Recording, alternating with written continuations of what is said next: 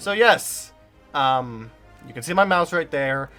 We're doing this shit. We are doing this shit tonight. We are going to be ranking every single monster in Monster Hunter World Iceborne. Not just the new ones, the old ones as well. Because the old ones do have changes in Iceborne, and it's worthy, and it's important to cover over them as well.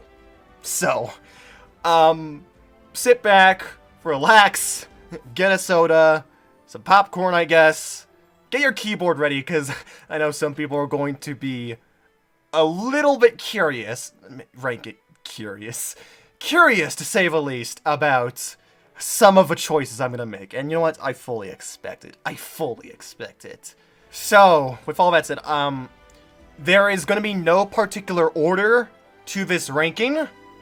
I'm just going to be speaking out of my ass of whatever I feel the most comfortable in at the moment. So if there's a monster I'm not exactly feeling confident in talking about at that precise moment, I will talk about it later. I will be talking about old monsters first, the world monsters, before Iceborne. So we're going to be doing it old monsters and then Iceborne and then all that DLC. And I will also say that Iceborne has made things difficult, to say the least, because not every monster is in G rank. There are some notable monsters that did not make the cut in G rank, like Nerg, Bazel, Joe, all that. So it's going to be hard to try and update them to the current standings in Iceborne. So if they did get a new version in Iceborne, I guess I'll try and rank it, or think about them, about how they improve upon the original, how they compare, as well as just how they stand alone, of course. So shit, this is gonna be a fucking mess, but let's go! Let's do it. Alright, so who am I thinking? I'm not gonna go for every monster. Some monsters can stay as they are. Kulu's fine. Kulu is most definitely fine. Shut up. He's the best boy, and he is the Lord and Savior. Nerg, still good. Odo can stay there. Kulve. So, Kulve did make the cut to G rank. She did, in fact, make the cut to Iceborne with, her new fight, in which you kill her, instead of just simply repelling her by breaking the horns.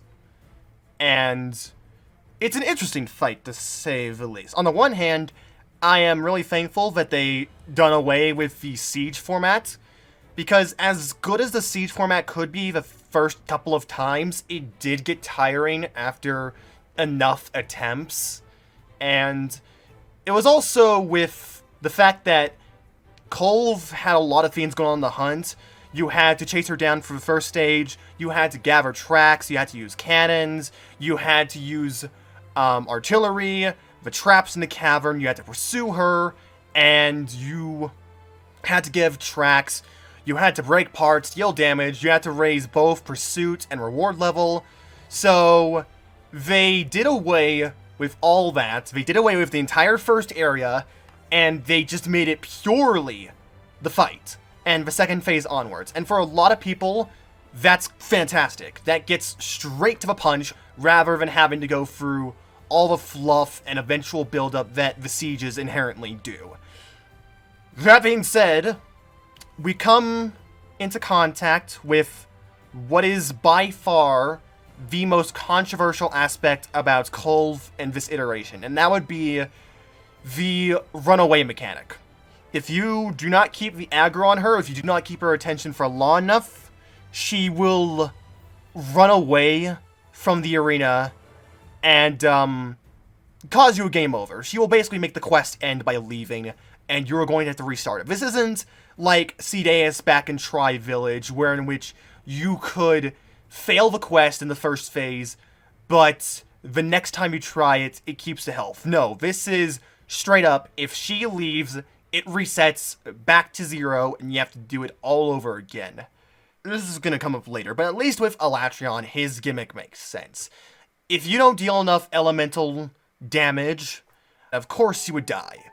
So, it's granted, it's given, of course, for Alatreon, it makes sense, but with Kulve, it's such a strange decision to just make the fight end right then and there.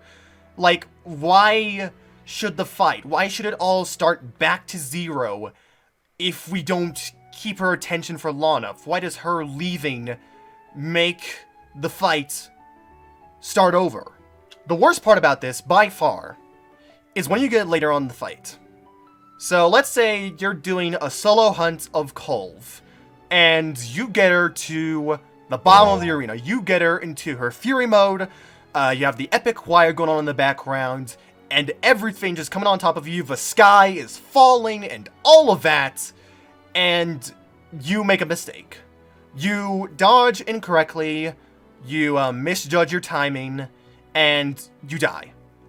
And this is where I'm going to make the comparison that Master Rank Kulve is very much like certain Dark Souls bosses, where in which the boss itself isn't all that bad, but the run back and areas you have to wade through to get back to the boss and try again are an absolute nightmare. The run back is by far the worst part about the battle. If you die in the fourth phase, for example, you're kicked back to the base camp. You're kicked all the way back.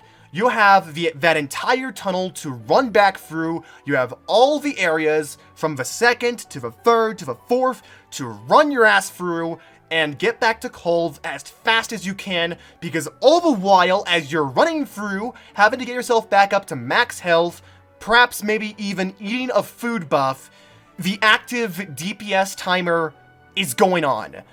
For all that time, the clock is ticking. And by the time you get back down to there, from all the way in the fourth phase, you are going to waste like a solid minute and a half of getting just right back to there.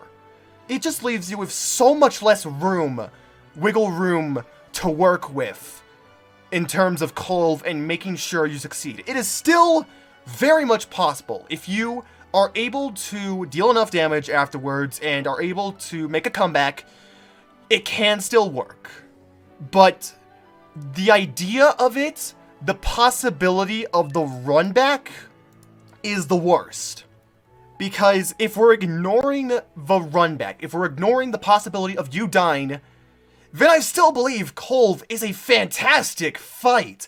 It's still super solid and really good and really fun to fight. It's so good, and I love how it gets to the punch faster and just straight up to the fight rather than the original Siege. I love having more of that goodness go around. And that final phase when the Fury music kicks in, when the choir is just going, ho, ho, ho, if when it's going like that and the ceiling is dropping on top of you, it's so good. It's so damn good and such an adrenaline rush. So, actually, I still think Kulve deserves to be up here. The fight is still really good, really great, really fun and challenging, even with it. It's just that there is enough good in my eyes in the fight to overlook the bad. Once we add some more monsters to the fantastic tier, she is near the bottom. Because that run back is by far the worst aspect of the fight, and it can absolutely ruin it. It can absolutely ruin everything. Oh. Moving down to great. Legiana can stay there. Teostra can stay there. I still really like World Teostra, even if it's, in a lot of people's eyes, nerfed or whatever. It isn't as hard as it used to be. Whatever. Joe? He could stay there. We'll get to his savage cousin. Leggy got enough. Yeah, Leggy got nothing in G rank. If Leggy did get anything in G rank, it's so minuscule, it's not very noticeable, and that sucks, but even then, Leggy is still a very solid fight and a great flying wyvern.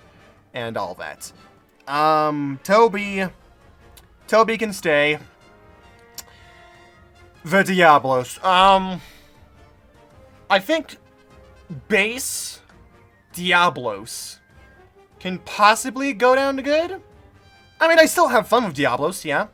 It's just that, they definitely made it way more aggressive in G-Rank, dig way more often.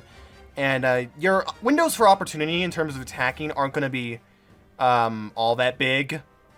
And that can be annoying. Depending on the weapon you play and your playstyle, all the digging can be really annoying. But I mean, Diablos is still fun. I still hold a soft spot for him. He's still fun. I don't know if it was enough to be in great. So, I'll knock it down to good. Around top good, I'll say. I'll make changes to the placement of this video, of this tier list as I go on. If I'm not feeling particular about a spot from earlier. That being said, Black Diablos. Oh, Black Diablos. I think Black Diablos, if we're considering G-Rank, especially like Gainlands and Tempered, yeah, I think it can get knocked down to around top bad or maybe bottom meh. Cause I mean, it's like what I said with G-Rank Diablos, where in which it just gets more additions and changes to the frequency of digging. But Black Diablos takes it on fucking steroids. She takes straight up crack in G-Rank. I swear. Because fucking the frequency of her digging and just the amount of time she's gonna do it and the variations of digging she can do, especially if we're considering the power boost Gainlands and Tempered gives her, it's fucking insane. Like, in the book, in the Dive to World book, they specifically state, yeah, no, Tempered Black Diablos is worthy of an Elder level threat, and in Gainlands, that's apparent. That's apparent. Like, Tempered Gainlands Black Diablos is one of the most dangerous fiends in the game. Deadass. She is scary. She is terrifying. Is it worse than Leshen, though? Good point. Leshen's pretty annoying. Thing with Leshen that keeps him, that has some good in my mind, is the unique quest format. The fact that we get to approach it like the Witcher games and have side quests within the map, like with the Gajalaka Chief and the Pukei and everything, that's cool. And it's cool for replayability, for getting everything in the quest, especially that damn attack jewel. If the Pukei wouldn't stop dying! Between Rathalos and Leshen, I think that might actually be a good placement. Fight-wise, Leshen is worse, but there's still the side quest to keep it from going into bad. Meanwhile, Diablos has a lot of... It's one of the hardest monsters under certain conditions in the entire game. And, the changes they made to it are just not fun in G-Rank. All the digging and charging and bloodbath charging. It's something. And, without a blocking weapon, it's a pain in the ass to dodge it. And if you do have a blocking weapon, well, then you're going to be slowed down a bit. Especially if you're a Lance or Gun Lance, or one of your slower weapons. If you're one of the slower weapons, it's going to be a nightmare trying to catch up and score some hits in before she just goes back underground and digs once more. She digs over and over and over again, and that's just annoying. Like, I want to make a difference. I don't hate monsters that are hard. I hate monsters that are annoying. And we'll find a trend about that later down the line. Okay, we are looking over good tier monsters. I think I might actually drag the Rathians down to good. And let me make this clear. Nothing has changed in terms of me liking them. I still think the same thing I do of them beforehand. It's just that I don't think Great was a good tier to put them in for their kind of status and what I think of them. I think it might have been too high of a placement in my previous iteration. We also got nothing new in G... Yeah, some monsters didn't get much in G rank, if at all, so... And the Rathians got that short end of a stick, so... Yeah, I still like them. Don't get anything wrong. I still like them a lot. I just think I put them in too high of a placement last time, and I kind of want to rectify that. Tobi? Tobi's fine, actually. I still like Tobi a lot. He's still very threatening and high damage, and I like his design. And the changes I give him in G rank are noticeable and worthy enough, especially when he's all supercharged. It looks so damn good on him. Dodo... It's weird with Dodo, because it's partially the monster itself, and then a big part why a lot of people like Dodo is because of the meme status. Dodo is the meme boy of Monster World and Iceborne. And it's kind of hard to remove the meme status and all that around Dodo from the monster itself, so it kind of just factors in. Yeah, he didn't get any new vomits or, like, property changes. I think it's just more damage.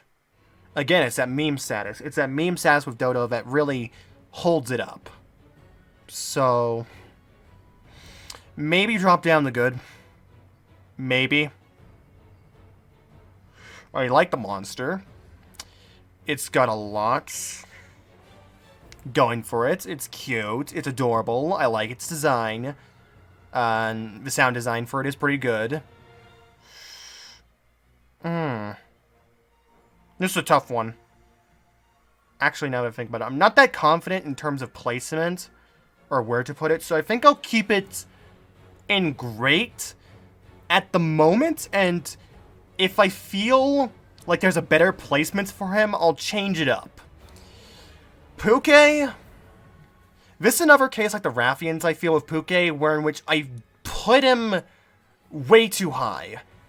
I like Pukei and the design and the mechanics of it, but on a second inspection, I think there's a breaking point for Pukei and something that really hinders it. The mechanics are great. They're really unique and cool for a monster this low tier and at this point in the game, and having it eat all these different berries and have different properties for the poison, like the scatter nut and the fog and the poison Rathian fireballs. That's cool. That's cool that a low rank monster, that a monster this early on does it. However, I can praise an idea as much as I can, but the idea has to be executed correctly. Otherwise, it is just an idea. And while the idea is solid, the problem with Pukei comes in the fact that he just barely does it. His status and place in the game, like, he's barely a speed bump. Like, you just breeze on over him whenever you're hunting him, and it's like, did he do anything? No. No, not really. His tail is so damn easy to cut off. It's so easy, and I hate that, because I really do like the poison fog smoke attack that comes out of his tail. That's a really cool attack, but once again, you have to practically wait for him in order to do that. You have to practically babysit him and let him do it. And if this isn't an actual no-holds-bar hunt, he is not going to be doing that. You're not going to let him just do it, unless if it's for, like, say, video footage or to show it off. In a real hunt, he's just never going to be able to do it. You're going to have his tail cut off. You're going to make him cough up the seeds he's eaten. You're never going to see him do the unique poison mechanics. And that sucks, because it's such a cool mechanic that a monster of this status does it, but he rarely does it, and it's so easy to make him not do it. And without that mechanic to carry him, he is just not all that much. He gets bullied. Exactly. He gets absolutely bullied, especially if it doesn't help his placement in the game. So, with that said, I think I'm going to put him around Rado. Actually, yeah, that's a perfect comparison. Him and Rado are perfect around this spot, because they're both fine monsters as is. The problem is that they're just speed bumped over whenever you fight them. They never get to do anything, and I guess I'll be covering Rado at the same time because it's apt in terms of his placement. But Rado is like a speed bump. He doesn't really get to do much. He doesn't have many changes in G rank, and he just gets absolutely shafted. The cool mechanic with him, how he gets to turn around and U-turn and change directions in his charging and rolls, that can be so easily circumvented. Yeah, remember the cat? All it takes is a simple cat tapping him during a roll and you can just dismiss it entirely. It's not just that, it's also, he's not unique. The whole thing of him being able to U-turn, well, guess what? Uragaan stole that fucking mechanic, and we're gonna get to that bitch later. We're going to get to Uragaan later, and oh boy, I have some choice words. I have some choice words for Uragaan. He's just a bony Uragaan that is able to recoat bones. He has bones fly off during rolls, and the one unique move that is completely unique to him is the triple Beyblade spin. That's it. Every other thing about him, Uragaan just does. He barely stands a chance. You can stun lock him out of him rolling and trip him. And it's so sad. It's so unfortunate. So yeah, no, I think Rado still deserves... I think that's still a good placement for Rado. They're good for each other. They can make for good comfort pals. Xeno. I think Xeno stays there. Once again, Xeno is one of those monsters that weren't able to make it into G rank, so it's hard to base him off of every other monster. So, I don't know. I don't really know where else to put him. I think he's fine there. Barroth can stay there. Lunastra. Oh boy. Okay, how to word this. Lunastra is one of those monsters you have to prepare for. That you specifically have to build around and figure out a plan in order to fight if you want to come out on top. If you try and approach Lunastra as you would with any other monster, you're going to die. No questions about that. You are going to fail so hard. Lunastra is not meant to be fight like any other monster. You have to fight her in a special, unique way. You have to prepare around her and come up with a plan and ways to counter all of her mechanics and what she can do. And that fact alone makes or breaks it for a lot of people. Because if you prepare for her, if you have a good idea of what you're going in for, if you have a set in mind, items and elements and stuff to counter her with, you can manageably deal with Lunastra.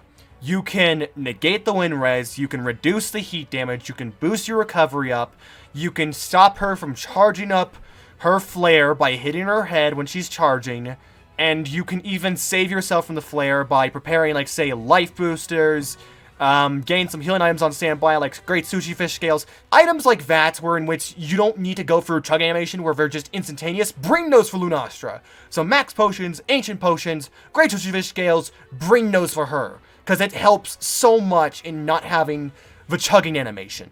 And I've noticed, especially during my testing, because if people want to ask why this live stream may have taken so long to do, during this entire time in this month, I was refighting most of the monsters in Iceborne to refresh myself on what I think about them and to get a good grasp on how I would talk about them in the stream. So I do have a recent memory for all these monsters, and I remember Lunastra is way better if you can just aggro on her. If you can keep the aggro on her, stop her from setting up her flames and her wind gusts, stop her from charging, hit her head as much as you can. If you can just stop her bullshit and keep on her ass, you can prevent so much of it, and it becomes so much easier. Also, another tip I'm going to give for Lunastra: no matter the weapon, bring the health boost. I cannot stress enough how important it is to bring even one skill of health regen on your weapons. Even one augment of health regen on your weapons helps so much with surviving against Lunastra and her active heat aura, and making sure you don't heal. Because once again, in terms of aggro, the less time you spend walking away from her and chugging a potion, trying to heal off all that damage and laying her set up, the less time you do that, the better. You do not want to waste time having to walk away and heal potions and then trying to close in the gap. You do not want to do that. So once again, with all those things in mind, Lunastra becomes way more bearable to do. The problem comes when you can't. And it's pretty frustrating. It can be really frustrating if you don't have an idea and aren't able to prepare or even execute it flawlessly. Because even then, I will admit, even if you do prepare for Lunastra, she can still wreck your ass so easily. And her additions in G rank, especially that Wind Gust attack, that mini flare, doesn't help. And that mini flare is really random in terms of what it can do. The flare itself, you are close to it, and you get hurt by it. There's a little bit of a knockback effect, you get hurt by the flare, and it's like, okay, so stay away. Stay far away, right? Well then no, because the flare is also random at far away, depending on, it's random and with how much damage you actually take. Sometimes you barely get wind gusted or all that much damage from the flare itself. Other times, you just get all the damage in the world. And you get wind gusted, you aren't able to heal in time. It especially becomes bad if there are other flames she set up beforehand, before doing the flare, so then all those flames are also being pushed back into you. The damage starts stacking up, and you're just dead. It sucks. So with all that in mind, I do think she changed for the worst in G rank. That new flare attack is a bitch to deal with, and once again, how people deal with her is going to absolutely change your perspective on Lunastra.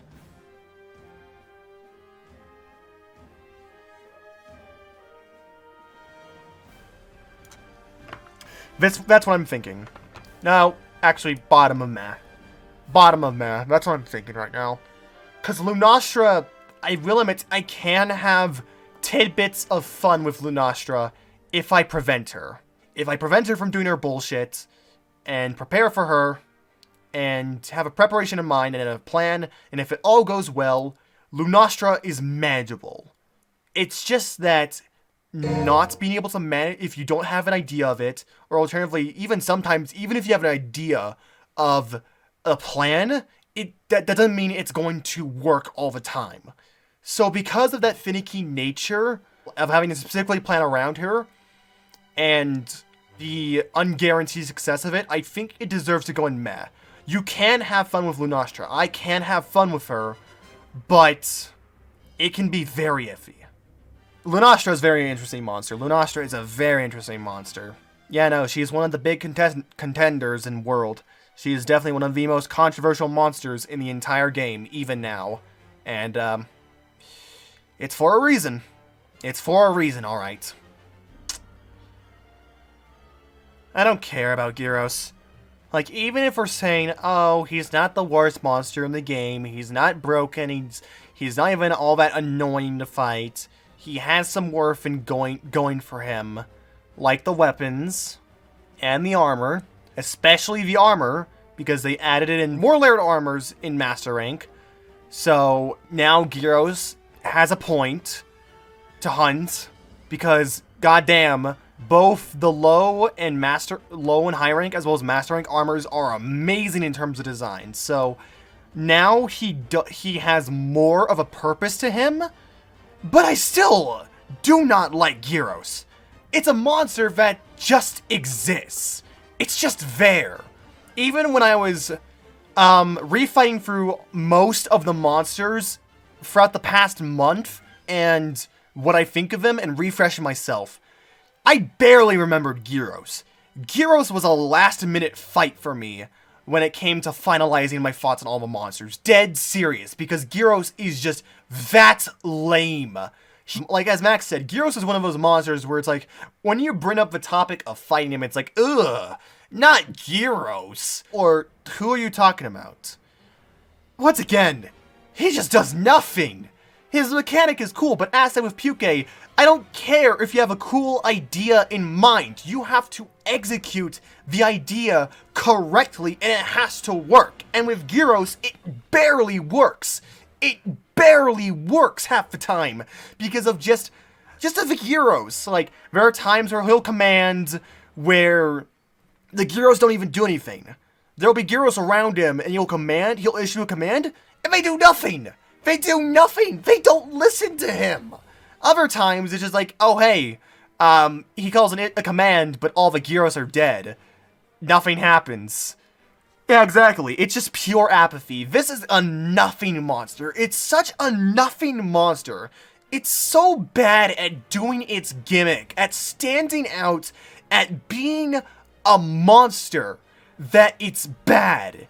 It's not just forgettable or meh. It's bad in how forgettable it is. So remember about like 30 minutes ago or something, when I was maybe 20, when I was talking about Radobaan, and it was like, oh, we'll get to Uragaan later. This is why. They made a monster I already don't like in World, and they just made him worse. They made him so bad. In the original video, one of the complaints was, the bombs are too small. They are too hard to see.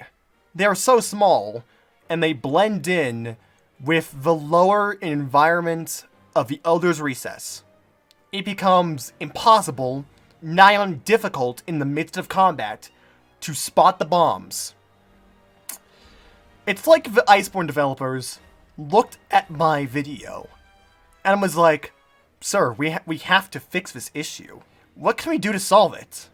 A proud employee in the conference table, in the conference room, stands up and says, I have an idea. Let's just make it the complete opposite end of the spectrum. Instead of the bombs being too small, it's now they are way too large. They enlarged the bombs for no reason. Why did they make them that big? And considering the sheer number of bombs that he can fling out over the course of the battle, from simple movements of the tail, might I add, bombs that big, this numerous, can just simply drop out of the blue like that. And they can still just phase, they can still just phase into the ground. So, once again, it's now the complete opposite end of the spectrum in terms of Uragaan. Whereas before his bombs were way too small and hard to see, now they are way too big. They take up so much space in the arena, and let me remind you, Uragaan is already a pretty beefy monster. He's at least large, medium, to extra large constantly whenever you fight him. He's a big boy. So having all those bombs take up that space you're fighting him, which can vary depending on the zone in question, and then he starts rolling. Oh dear God. Then he starts rolling. And it's just a clusterfuck of red and orange, and I can't see for shit! I can't see anything! I can barely keep track of him whenever he rolls. And, okay, we're coming back to Rado, and how Uragaan just completely shits on Rado and makes him pointless. Once again, Uragaan can now U-turn in the middle of his rolls. Like, in base world, he could do this when he was in his nest. In Iceborne, he can now do this whenever the fuck he pleases. So, that's something completely unique about Rado and cool that just wiped off the board. Now Uragaan can deal that. Oh joy! And also, another thing to steal from Rado, he's at max level speed. You know how in base world, Uragaan in the final area in his nest area would gradually ramp up speed and would ramp off all the little contours and slopes of his nest and make him go faster? Well, how about we just make him at max speed at all times, no matter the zone? And it doesn't matter if he's in the slope area, if he's near the lava plume area, if he's in the crystal dropping area, or if he's in his nest, he's just at max speed the entire time. And combined with the largest hell bombs, which take up so much space, deal so much damage, and Uragan's already beefy size and damage, and it's like, what the fuck is even going on? I can barely keep track of him whenever he's rolling. I can barely notice where he is, and by the time I notice where he is in the arena, it's like he's already stopped rolling. So, the entire time he's rolling, it's just, what the fuck is even going on? Run and dash around, or block and pray to Kulu. It just all ends up well. Once again, I like to bring this up to an earlier stream. Why did Namio's headgear require an Uragaan Pallium? Why? Because fuck you, that's why. Yeah, you can't stop him. Like, unless you have like a Crystal Burst or high priority item when it comes to a Slinger item, you can't stop him.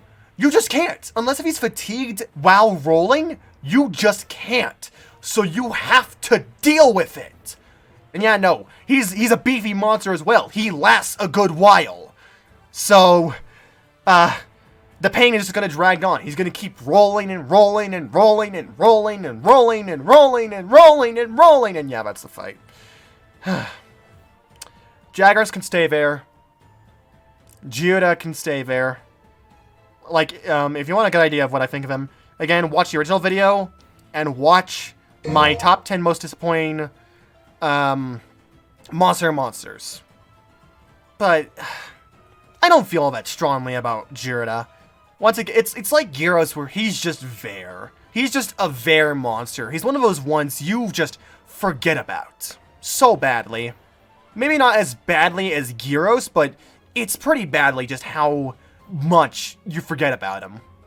The environment poses more of a threat than the actual monster, and if the environment is posing more of a threat, then those are major problems with the fight. That should say a lot about the fight itself, the fact that the environment's having to pose more of a threat than anything the monster can do. I feel the same for Tzitzi. I forget he even exists. The flash mechanic and attack is cool, but other than that, he's just kind of nothing. He does get a change in G rank, a noticeable change where he can actually move and bob and weave while charging up a flash. So, you know, that's cool. That's cool that he can do this and dodge your blows and not be a stationary punching bag whenever he's trying to charge up a flash. But, I mean, other than that, if we're disregarding, like, flash, he's not much. He's not even an early game Raptor. I can't even give the excuse that he's an early game Raptor, because technically speaking, yes, he is in terms of star rating, but the first time you fight him in low rank in story, that's at the Coral Highlands, and that's pretty far into the game as is. That's after Anjanath and the first encounter of Zorah Magdaros. That's a decent chunk into the game. But other than that, I don't feel all that strongly about Tzitzi. He's whatever. He can be annoying if he intrudes on your parade and just won't fucking leave, but other than that, it's whatever. Pow!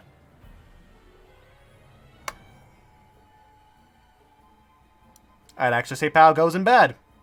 All the annoying things that they made with Pow beforehand, they were annoying at best. But I mean, it wasn't all that bad. It was just a small couple little things that could irritate you, and that's all. It wasn't all that big.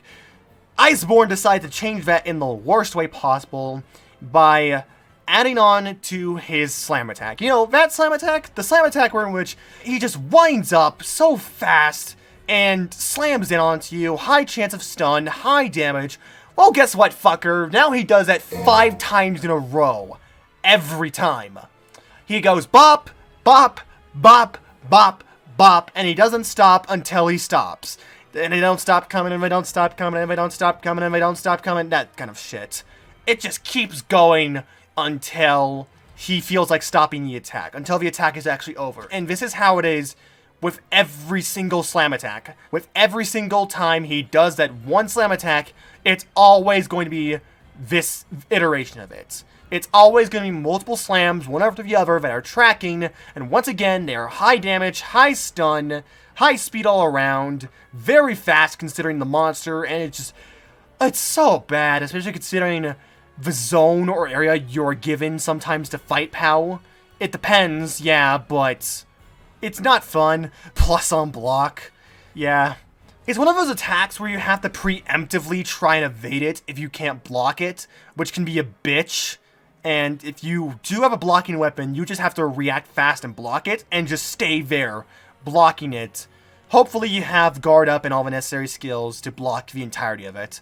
And that's just, you know, that attack. Because POW still has all the annoying drifting and air drifting it has. It has the weird-ass design that is pretty unflattering and kind of ugly at times.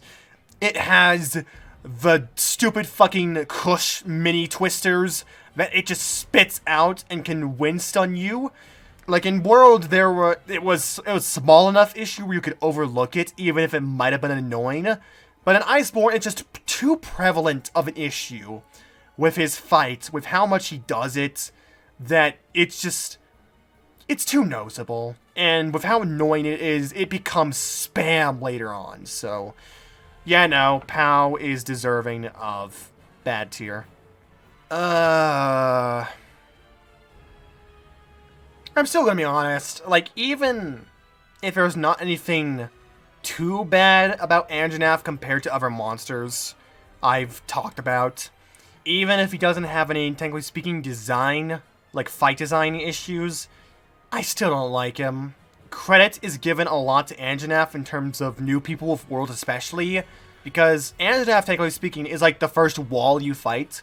He is the first oh shit monster that you fight in low rank, where you're going to have to really buckle down and start learning the monsters and what they do. Because Anjanath, I will admit, can mess you up. He does have a lot of things that can mess you up and trick you out. Especially in G rank, where he has the new powerful flamethrower forward, which does quite a bit of damage. So, I mean, he's a competent monster, but I just can't shake irritation off of Anjanath for me. I don't know. There's just something about even ignoring my personal pet peeves with the design, the sails, the nose, the stupid fucking little quills at the end of a tail that just pop out for no reason when he's enraged. Like, why? Ignoring my feelings about the first trailer and all that. I just still don't like Anjanath all that much. There's something lethargic about fighting him. It might be one to feel that, like, Anjanath, a lot of his movements are designed in a specific way where they are very deliberately slow and tricky. Like, Anjanath will look back slowly and do a little tiny kick. He will slowly bite once, and then shortly afterwards, a little bit afterwards, there will be a tiny flame flicker afterwards to kind of just do a bit more tick damage. And I don't know, that's just irritating. Like, I understand that's how it's deliberately designed in terms of his movements, and that's fine. But the pacing of the fight and knowing that it's the giant fucking T-Rex kind of monster, it feels really weird and annoying having it be that slowly, lethargically paced. And it's also just really irritating when I know Anjanath can cause big boy damage, but he's just kind of relegated a lot of the times to the tiny little bitch kicks and bitch bites that just noticeably stun you enough to annoy you, but it's not a big enough stun to where it actually can combo to something serious. It's just an annoying enough stun where you notice it, and it's like, fucking come on. Really? That's what you're gonna do? Out of all the attacks you have that are available, that's what you're gonna do? You're going to nibble on me? That's what you're gonna do? You're going to do a small little nibble? I'm gonna suffer at most tick damage and then have a little bit of flame tick damage. Like, most of the damage I take against Anjanath now is tick damage. It's small baby damage, and it annoys me so much. Actually, now that we're getting to Azure, I might as well think about Wrath in general.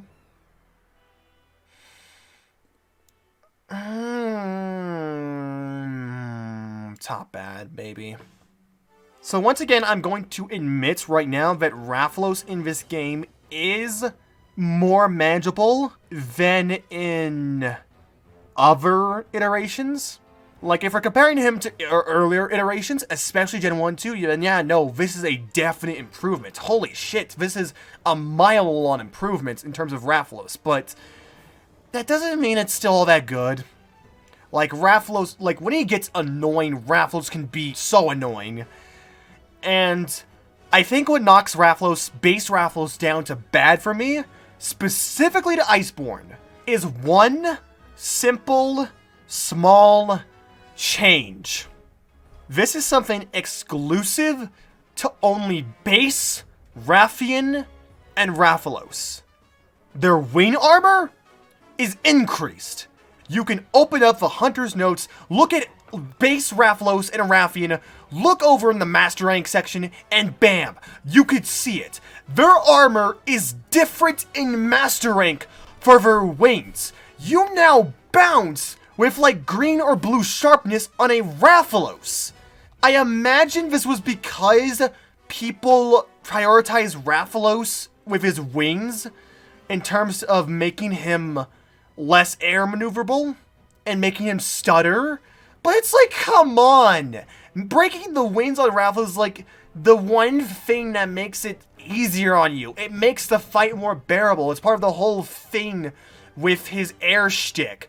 So it's like, why? Why do you have to change it? Why specifically base Rathian? For Rathian especially, I don't understand it, because it's like, with Rathian, you're aiming for the tail, not the wings. Why? Why harden the wings? And it's like, it's only on base Rathalos. Why? Because, I guess, because the people are targeting the wings too much, and we gotta have our mascot monster. We gotta have the flagship monster of the entire franchise not be a pushover. I guess. Whatever.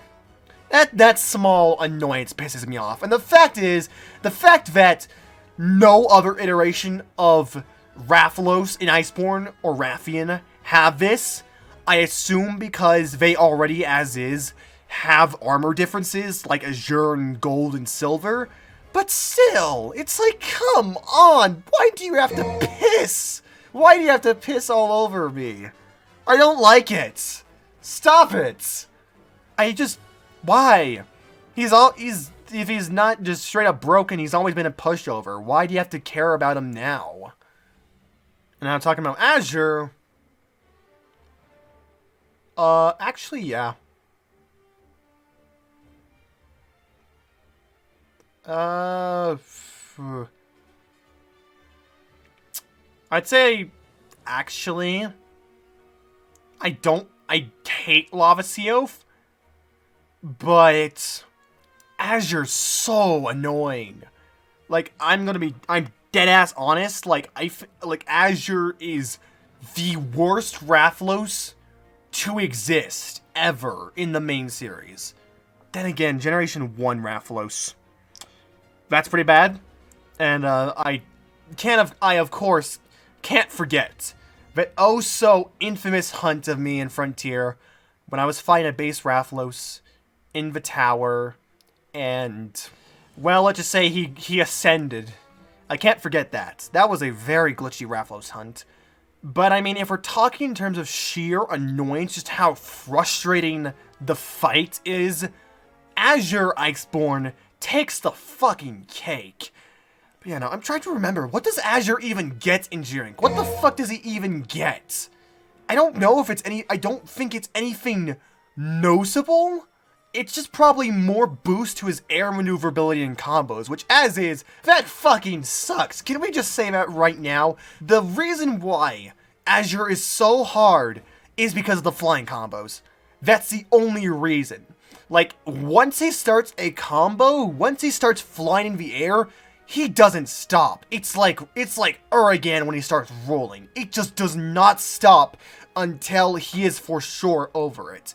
He does air combos, air trick combos, he twists your camera and breaks your neck, poison talon air combos, wind drift fireball combos, roar stun air combos, all of this and more in a single chain of events within a single minute. I don't think much more needs to be said. Azure is one of those monsters where it's like, it's very easy and apparent to see just how bad he is. I don't think I need to go into further in depth.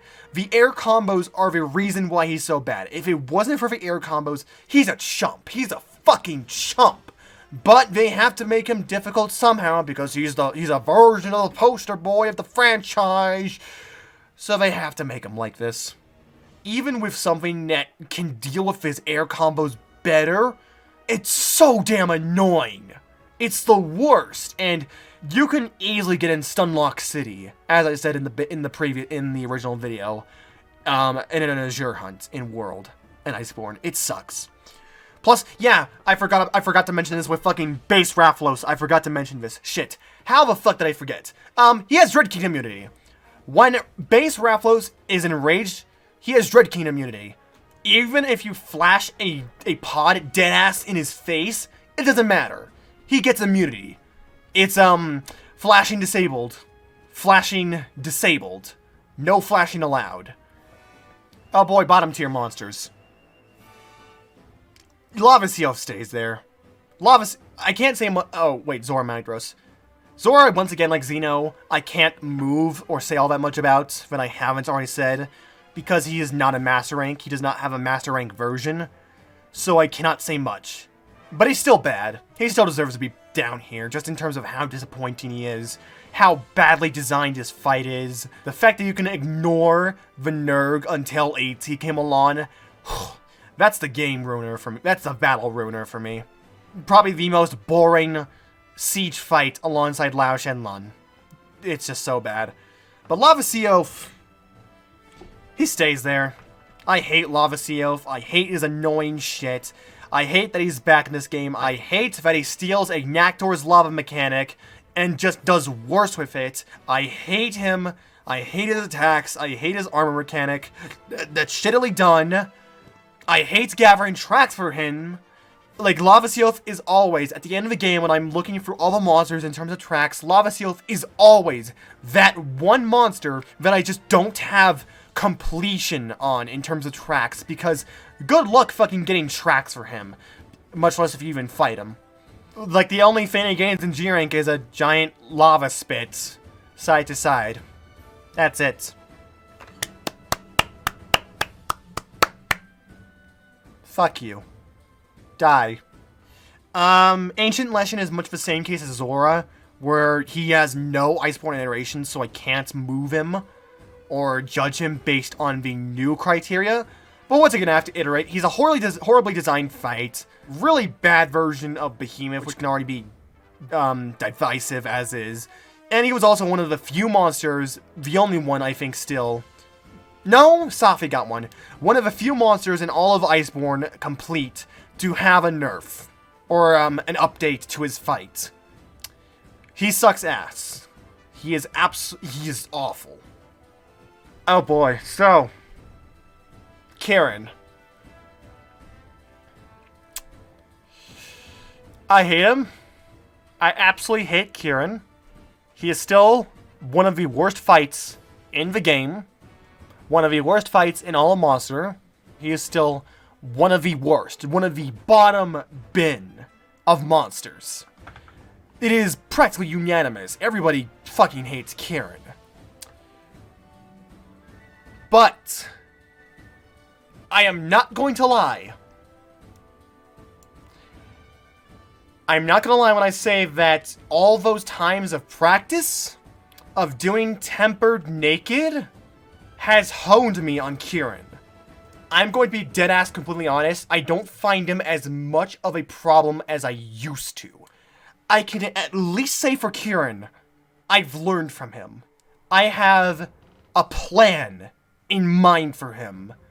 I have a strategy. I have confidence.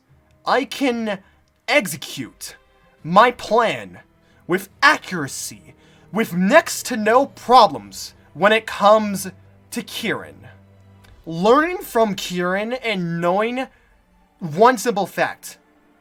Be patient. Keeping that fact at the forefront of your mind helps you with Kirin so much. I don't care what weapon type you are or what your playstyle is. Be fucking patient. Play the long game with Kirin, because you are not going to be dashing by Kirin. You're not going to be approaching it and charging headstrong. You have to wait, and you are going to play that waiting game by force. You may not like it. Some weapons certainly don't agree with waiting, but you have to deal with it. And learning to be patient with Kirin and figuring out your openings and striking only a few hits with some of the slower weapons and any weapon in general helps so much. Whenever you fight Kirin, it's a fight you're going to be in for the long run. But keeping the idea of patience at the front of your mind helps so much. Even with his dumb tic-tac-toe shit. Even when he's having a pair of lightning lines set up, he starts moving close to you, just acting calmly, using the free space available to you to bait out attacks and what he's going to do, and being patient helps so much. This might just be because of how many hours I had to put into doing this shit naked and tempered, but I have learned from him. And I won't lie, there is the slightest modicum of fun, the single iota, when I see his ass on the ground, when I see him knock the fuck over, and I can do a full greatsword charge combo on his ass, and see my damage do 700s, or see some high-ass damage.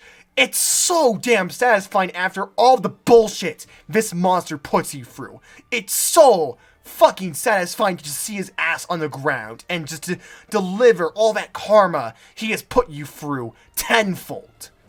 I have learned from Kirin. There's a strategy I have for Kirin that I can execute with confidence that can work 90% of the time. I can't say the same about Kushala. I can't say the same. It doesn't matter if I know the wind barrier. It doesn't matter if I know to aim for the head a bit more. It doesn't matter if I know about Elder Seal. It doesn't matter if I'm being patient. Kushala is a fuck. He does not play by our rules. He doesn't play by any rules. He makes up the rules on the spot. With Kirin, the rules are consistent. They are consistent from each Kirin fight. Every Kirin fight, it's always, be patient. You can't even do the same shit for a single Kushala fight. It's random. Playing patience has no guarantee.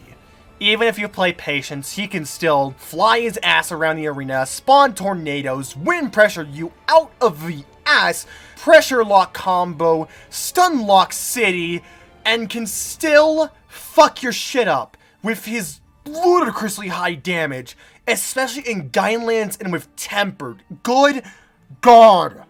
One of the worst things to fight in the game. Let's talk about that G-Rank edition. Let's talk about that G-Rank addition to his fight. Oh boy, the fantastic addition. So you know those tornadoes? You know those annoying as fuck tornadoes? It just spits out and covers a good, decent bit of the arena. Those tornadoes that just stay forever and wind pressure you, and potentially stun lock combo you depending on their placement and what Kush decides to do, potentially pushing you into a corner where you just can't fucking move like some certain clips have shown. Well, how about we make it even worse by expanding their size? Kushala has a new tendency to spit out a small little tornado blast that moves to the closest tornado that's already there on the field and, like, expands it by fucking 75%.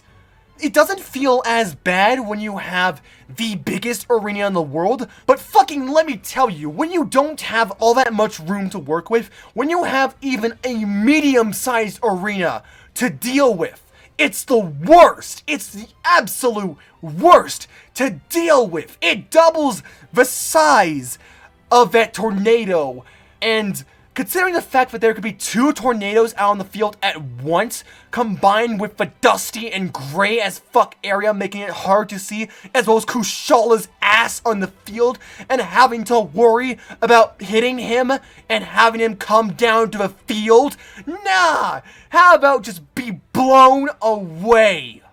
And at the same time, some people could say, oh, just aim for the head. And yeah, sure, aiming for the head. That certainly can knock down the fight. That certainly can make it easier. But good luck. Good luck with it. Good luck with it considering certain weapons. Good luck with it in terms of his placement. Good luck with it in terms of his wind barrier. Good luck with it in terms of the bullshit he does. Good luck with it. Like, deadass, I was using Charge Blade in one of my recent run-throughs in the past month or so. And every time I landed on the ground, every time I went for the head, I did the Axe Sheave move. And I still did not get any KOs. I still did not get any stuns, even from hitting all the heads. And it's so bullshit, because I remember in the previous hunt I did before doing that Charge Blade hunt, I was able to headlock him and head stun him like crazy. It was so damn frequent. So I'm like, what the fuck changed this time? Is it because I'm using Charge Blade? Is it because of the different skills I'm using? Well, that's bullshit. That's stupid. Or is it just random? I don't know.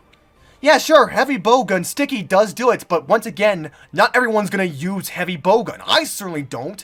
Not everyone's going to like heavy bowgun sticky, and more importantly, not everyone's gonna want to play by that playstyle, and I think that's a big point to deal with it. Sure, great swords definitely have the easiest time with this fight, but not everyone's gonna be a great sword, and I'm sorry, if you have to go a specific function, if you this isn't something like Lunastra, where it's just simply preparation with any item. I believe with Lunastra, it's preparation with simply any weapon can work. You might have to configure armors and stuff around and skills, but you can still generally prepare for Luna with any weapon. Kush, he only adheres to specific weapons. If you have Greatsword, boy, you're walking the easy road. You're walking the easy road with Greatsword. You're walking the sweet life. Any other weapon, fuck you. Besides those specific weapons, which specifically neuter Kush into the ground and making him absolute baby, Kush is the worst. And I think that's the worst thing about Kushala. Kushala is either a monster that makes you want to pull out your nails, makes you want to circumcise your dick if you have one, makes you want to just lose all faith in humanity. Or, alternatively, it could be the bitchiest of babies of hunts if you bring that one weapon. Or, say, if you have that hunting horn that can use Wind Negate.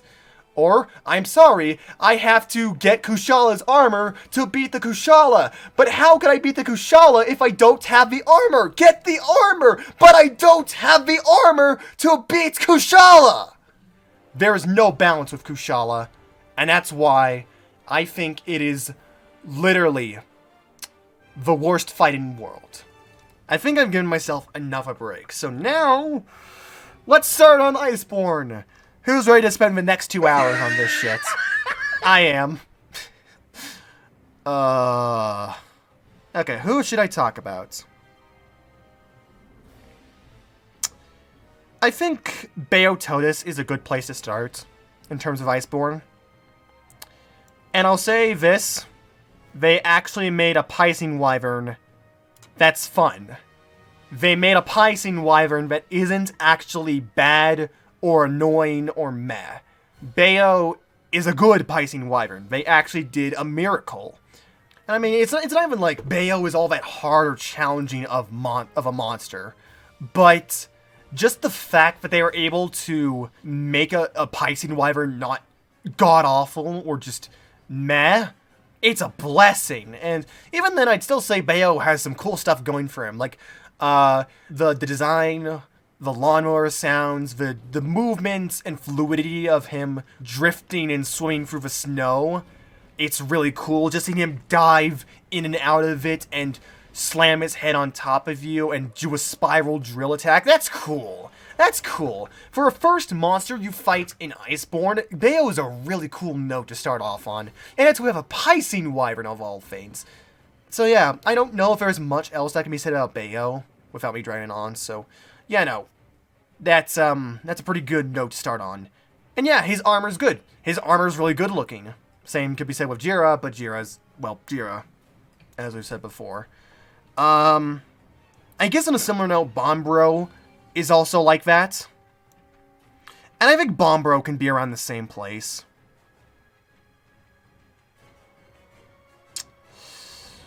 Or maybe above Diablos. I still have fun with Diablos. They both have a thing of charging. But Bombro does have the pickup mechanic. And unlike Pukei, it is a mechanic that you are actively seeing. It is a mechanic that actively plays a part in a fight. Bombro, even with endgame gear, you're still going to see him picking up a tree or a boulder. You're still going to be seeing him tossing it and chucking it and slamming it into the ground, using those big horns. Actually, yeah, I think Bombro can go above Diablos for that.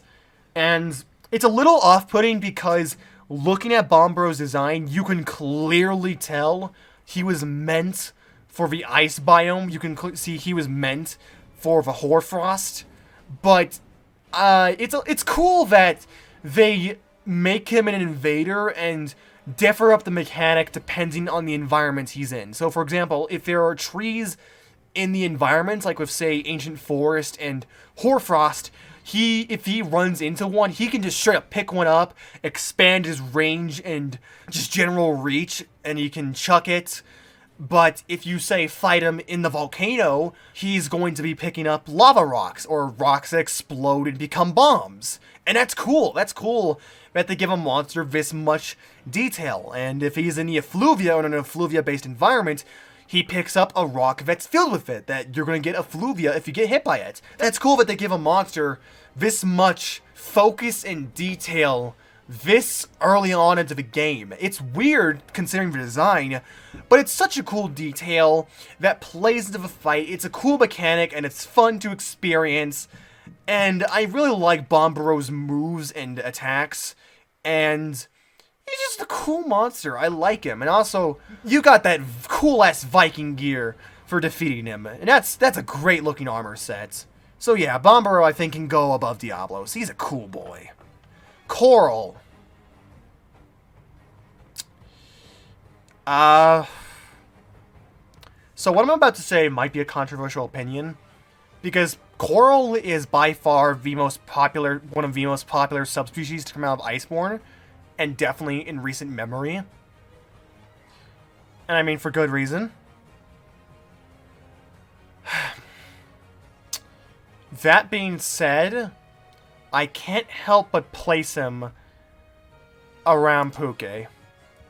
On the one hand, like, if we're talking purely of a subspecies angle of what does it do differently, then yeah, no, Coral is fantastic. Coral changes up so much between it and Pukei that it doesn't even feel like the same monster. There's just so much new with Coral that it's absolutely insane. Not just straight up change an element or maybe add a few properties to the monster. Yeah, and like adding more emphasis on the tail, making it harder to cut, and a much bigger deal in the fight. It's so cool.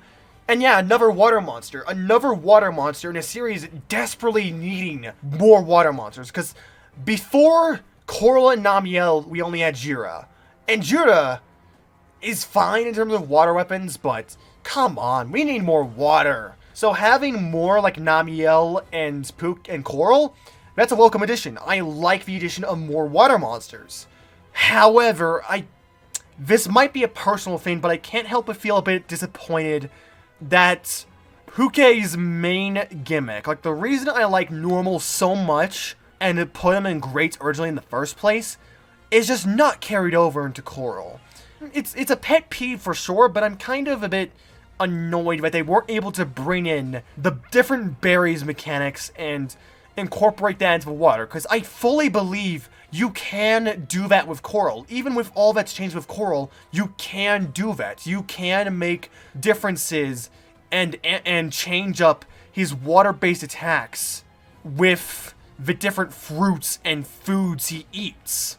And I understand that the Highlands might not have as much as, say, the Ancient Forest for him to eat, but I still think it's possible. I still think they could have added some differences and changed up the properties of, like, say, his water spit, like, make it a little bouncy. Like, say, if he drinks, like, say, water moss, you could make the water balls that he spits out bounce. You could make them bouncy water balls that, like, bounce once and then explode after landing again.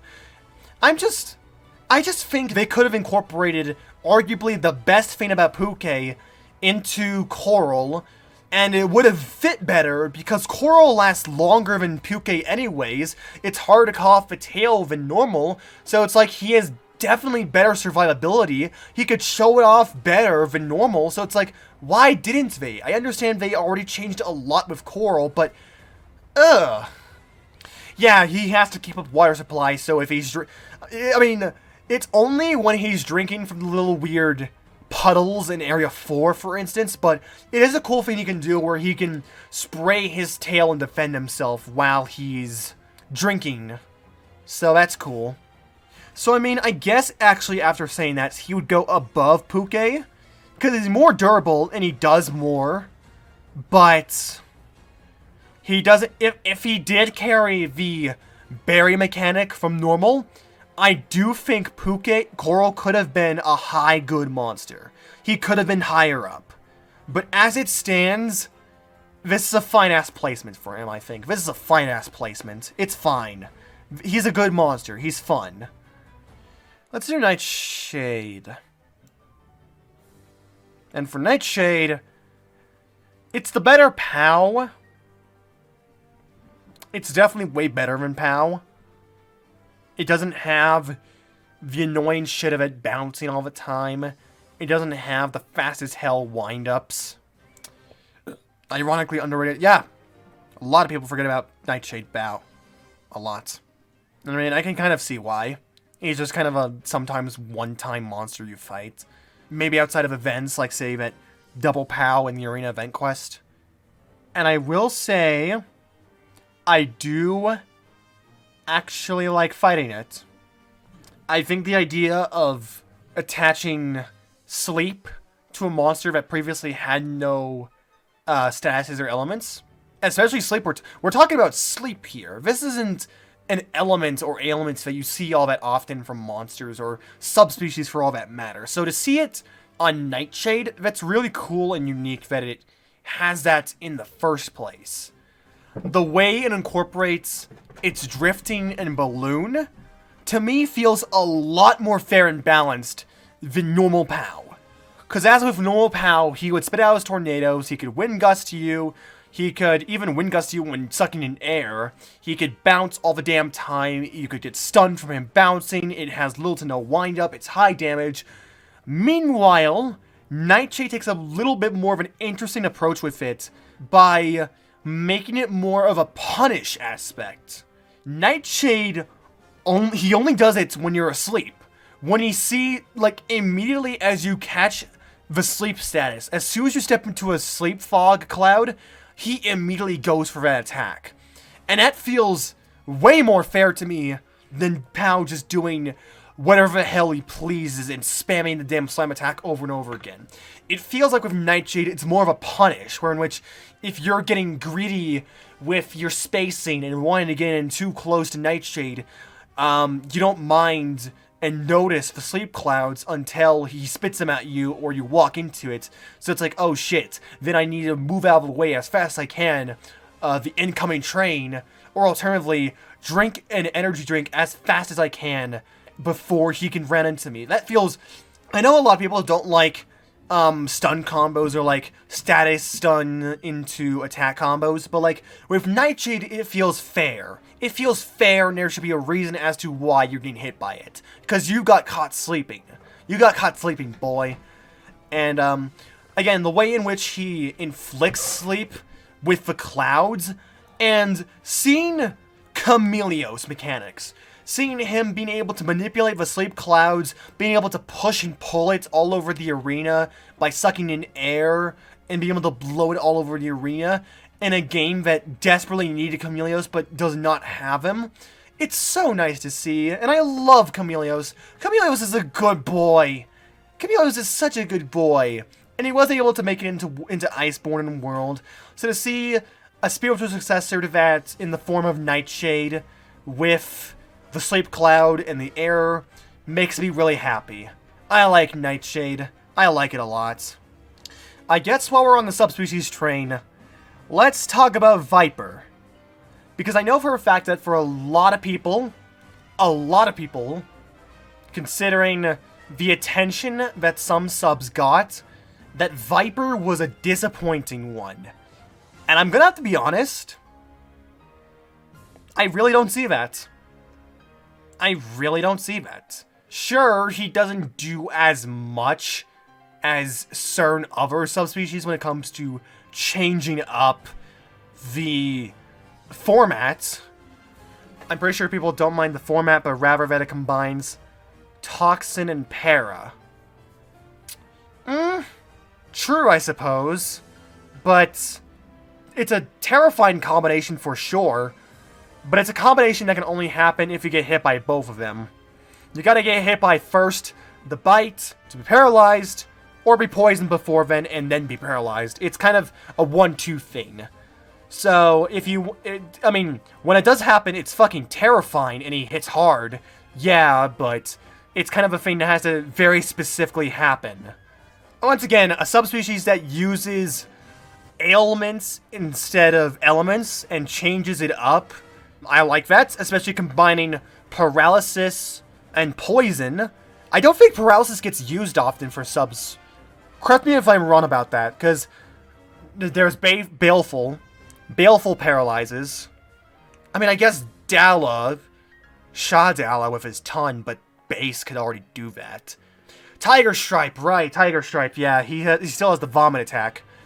Well, I mean, to see paralysis again, in a 5th gen game especially, with little to no paralysis monsters, and have that combined with poison, that's cool.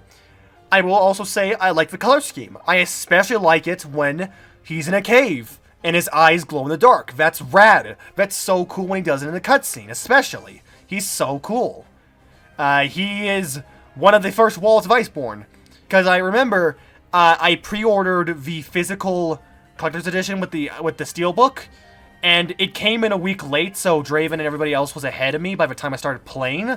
But in that time I was, like what I heard on Twitter and all that, Viper Tobi kicked so many people's asses. I saw a Haku Minute edit and all from BlazBlue, so... yeah, he certainly is a jump in difficulty, and he's a surprising wall at the very start of Iceborne. So, I gotta give him props for that, for being a massive wall, and just absolutely wrecking people's shit. I find it hilarious and humorous to see other people suffer. But Viper... yeah, Viper is a strange one. He doesn't change all that much compared to something like Coral, but I find that what he does change does make a noticeable impact. Like, the bites inflicting paralysis once it builds up enough, the tail inflicting poison, especially with the fact that the tail can actually flick out darts. I think that's cool. That's a cool flip on normal Tobi's range aspect with electricity, instead of being like, oh, but wait, to make up for the lost electricity, he can flick out those darts with those tail slam that can inflict poison if you step on them, like Narga's tail spikes. And that's cool. That's a really cool gimmick. Oh, I will also say I like some of the new flying squirrel maneuvers they give to Viper. I like some of the tricks and flippy dips that they gave to him to make up for the lost electricity. It's really cool, like how he can kind of dive and flip and dip, and how he does a side tailspin onto you. I don't know what else to say about Viper Tobi. I will say that the Viper version specifically does fit more with the Russia kind of inspired armor design. I don't think we often see monsters of this kind of color scheme, like orange and auburn and brown and all that. And I gotta give props for Viper for pulling it off. It's cool. And it's unique, and I like also, I guess similar to Tobi, to having a preference to having treetops in the ancient forest. Viper prefers, like, you're only specifically gonna be fighting him in the basement of the Hoarfrost. And that's a cool detail, because he's kind of an ambush predator. He doesn't exactly like the cold temperature. So, I'd say I like Viper. And I mean, I can understand some people not being as big of a fan of him, because he doesn't change all that much compared to other subs. But he's perfectly serviceable. I like him for being the first massive roadblock of Iceborne. I like him being a sub that inflicts statuses, combining poison and paralysis. I like his color scheme. And I generally think he's a really decent subspecies. Maybe not the most impressive out there, but he's not bad by any means. Hell no, he's not bad. I guess while we're on the sub train, I might as well continue with the subs of already existing monsters that I've already covered thus far. Or maybe like one more, because I do want to add a bit of content. And I think this might be a controversial one for a certain someone.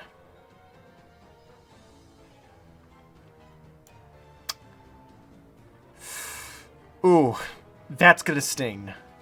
So let me get this disclaimer out of the way right now. Ebony is not bad. I like what it does to change up from normal Odo. I like what it does to dragon elements. And I like all the new additions they gave to it. Like, the new moves Ebony has is fucking insane. The jump, spin and shoot, trip you up, the variations in the normal combos of Odo, the murder blender. Oh, that's such a cool and powerful attack. It's cool, but I can't help but feel disappointed by Ebony. And I think it comes down to one simple aspect. One thing that I discovered during my recent replay through testing of all the monsters that definitely drags down Ebony for me. The headbreak ruins it. I don't know if it was because of the equipment I had, if it was because I had water elements on my weapons. Okay, it is water. Okay, because I was about to say, during testing I used water weapons for both hunts, and even without Part Breaker, it broke stupid fast, and I'm like, I don't remember the head breaking this fast. And I was curious about that, and I didn't know if it was because I was using water elements or not, but glad to have that out of the way. I was gonna say it broke too easily, but I guess the main complaint is just that the head break, once you get it off, especially with water weapons, he basically loses all of that cool shit. He has none of the speed and intensity, he doesn't have any of the new combos and tricks, he doesn't have the dragon attacks and spit, he has nothing. And I'd say he's even, like, after you break the head, like, it's boring. Even compared to normal Odo, like, even without meat Odo, even without him being enraged or heated up, it's slower. Like, he loses all of that cool all that cool shit that defines him as soon as that head break goes. And that head break lasts for, like, a good while, a good 5 minutes, depending on how early on you can break it in his zone, or before he can move and eat that meat, before he can eat again and get that dragon energy back. So, depending on how you approach Odo, if you have, like, Part Breaker or water weapons especially, you can negate so much of the cool shit, and it just, once you do, it leaves him as just a lamer Odo. Also, it's hard for him. Well, I mean, it's an intentional design difference, because the thing is with Odo, with Ebony, is that they changed it up so that way he focuses more on the dragon. So they reduced the frequency of bleed. It still can happen. It requires more of a build-up. It requires more hits on you compared to normal, because Ebony's focusing on dragon element and negating your element. Meanwhile, Odo is on bleed. So, you know, it's fine. It's not like Girros where it's a factor of the monster that just doesn't work. It's a balance. You wouldn't want to have both bleed and dragon at such high intervals. That would be kind of busted and kind of bad design. So it's fine for them to lower the frequency of bleed. But yeah, I don't know. After refining him recently, sure, it was with water weapons, but I just don't like him as much as normal Odo. I will admit, I do have a bias towards normal Odo, and he does have a special place in my heart for being, like, the first really excellent monster of world. But he's just, without that dragon energy, without that meat, Ebony's just kind of lame. He's just meh. He's there.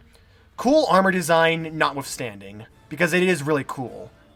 I mean, I only did Ebony because it was a sub of a monster already covered. So if we're going by sub of monster I've already covered, I actually kind of want to do Black Veil.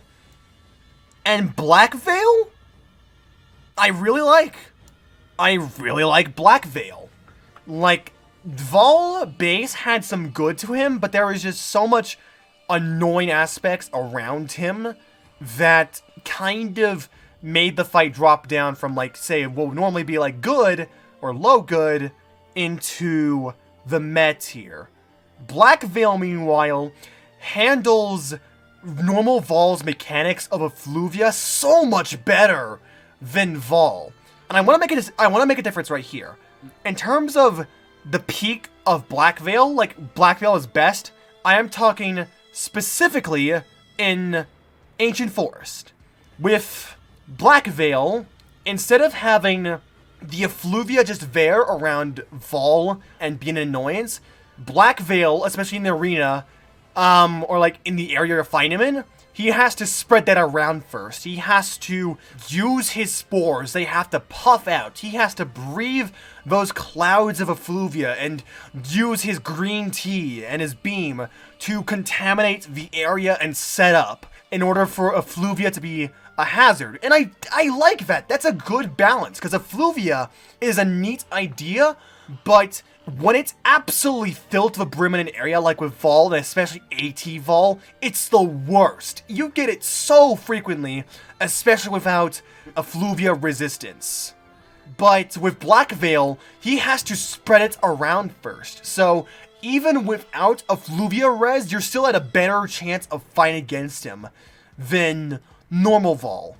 And just the fact that that he has to spread that around is such a game changer, because it fixes so much about the problems about base Vol and makes it so much better in a way in which it's not a thing where you just have to deal with it, and if you get caught with it, oh, eat a nullberry, eat a nullberry, eat a nullberry. It's now, okay, manage the area and the space you're given, eliminate the spores on his body that puff it out, and maintain and control your distance with you and the monster. And I like that, because Vol always felt like an area control monster to me, and technical setup, so having Black Veil be like that to the fullest extent and realize, that's so good. I like it so much. And of course, I like the coloration of Vol going from this very fleshy, undead feel and focusing instead to like a beige, gray, and green, and focusing on a different side of like decay and death. Like Vol is very obvious in terms of it, because like red, gore, skeletons, and corpses, whereas Vol is like the decay of corpses, and of course the fungus and the spores taking over. It's very much like a Last of Us 2 reference here, or Last of Us reference here. Yeah, mold. And that kind of death and decay. And that's such a cool way to spin a death monster concept with, because we've already had death with Nakarkos and bones, and now Vol with corpses. But with Black Veil, it's like it's diseased. It's sick. Like, the shot of going into the Ancient Forest, first time upon signing up for the Black Veil quest, like the key quest you get, it's such a powerful impression, just seeing the lively and beautiful Ancient Forest just be absolutely fucked. It's just contaminated. The wild Aptonoth and Jagras just all sick and dying with the effluvia. The area and sky taking on a sick green, even the tunnels within. It's such a cool difference and conveyance of power and environmental influence with Black Veil, and how, like, yeah, no, this is what a Vol's effects are like outside the Veil. It's some messed up shit. Yeah, like, even the differences they gave to Black Veil, like the little fog-based smoke, the setups, the spores, and the green team moves are all really good additions to Black Veil, and just the setup focus is really nice. Sure, the spores are a little bit annoying. Those puffs fucking hurt a lot, especially if you're considering, like, Guiding Lands and Tempered buffs. Those puffs hurt an insane amount, but it's like, just kind of, when you see them start coalescing and ready to explode, get away from that spot and, like, pop it with enough damage or with Elder Seal, and, generally you can avoid it. It's a really big, massive damage dealer. You do have to be careful around those spore puffs. And of course, yeah, the Ari event quest. The unique Vol, where in which, yeah, no, let's just create an entirely new status effect for this one quest. They didn't even need to. Capcom didn't even need to make the status unique. They could have just said, Ari event quest with Black Veil, and was like, okay, yeah, that's fine. Give it some special properties. That's it. But no, they had to straight up give it a new status ailment for that one quest that acts completely different from any other status ailments in the game, with its own, like, mechanics and game plan. Like, sometimes, oh yes, you want that virus. You want to be a zombie. Give me that good shit. Give me that super armor. But at some other times, it's like, oh shit, I'm a zombie, and he's sucking in. Run, run, run, run, run. It's a really fun balance and gimmick that they give to this one Vol. And yeah, Birkin theme, Birkin 4, that they give to this one Vol. It's so cool. It also shows how shit Rocksteady is, yeah. It's like, yeah, permanent Rocksteady effect on when you have the virus. It's so cool.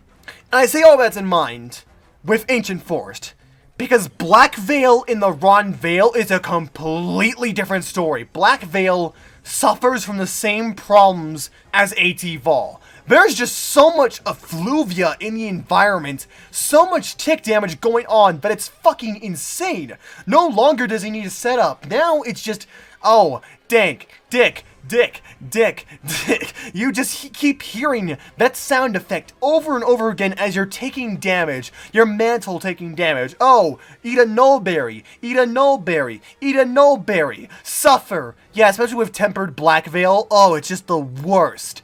So that's why I make the distinction right there. Black Veil in Ancient Forest, it's fine.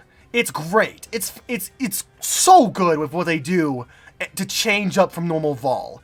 In the Veil, however, whoo, it's a different story. It's Suffer incarnate. So, yeah, no. I think that's a good placement for Black Veil. It's a definite, solid improvement over base Vol and all the shortcomings. Just don't fight him in the Veil. Just don't. If you can help yourself, don't fight him in the Veil. And if you do, like say in the Gaianlands, good luck to you. Good luck. That's all I'm gonna say. Yeah, moving on. Hey! Want to hear me talk about another great new version of a monster that completely shits all over the new one and it is better in every way? Because here's Fulgur. Here's Fulgur. I think that says a lot. Like, the fact that they are able to completely turn around a monster that I really do not like and just make it work. Many of the problems I have with base Anjanath, Fulgur just fixes in spades. The design, so much more bearable, knowing that it has a function in the battle and actual gimmicks behind it. Holy shit, they actually did it! They made the sails and the nose actually important besides just being in a rage mode thing. They did it! They did it! And just the change of fire to electric and the gimmick and the power and the attacks, the charge up mechanic, it's so much better! How did they do it? How did they completely turn it around? The sails do technically affect normal ecology. I mean, yeah, ecology, yeah, sure, you could be like, but actually, ecology-wise, but no, shut up, I'm talking fight-wise, they do nothing. So having all these design elements and aspects that I've always been annoyed by actually play a part. Holy shit, it's a Christmas miracle!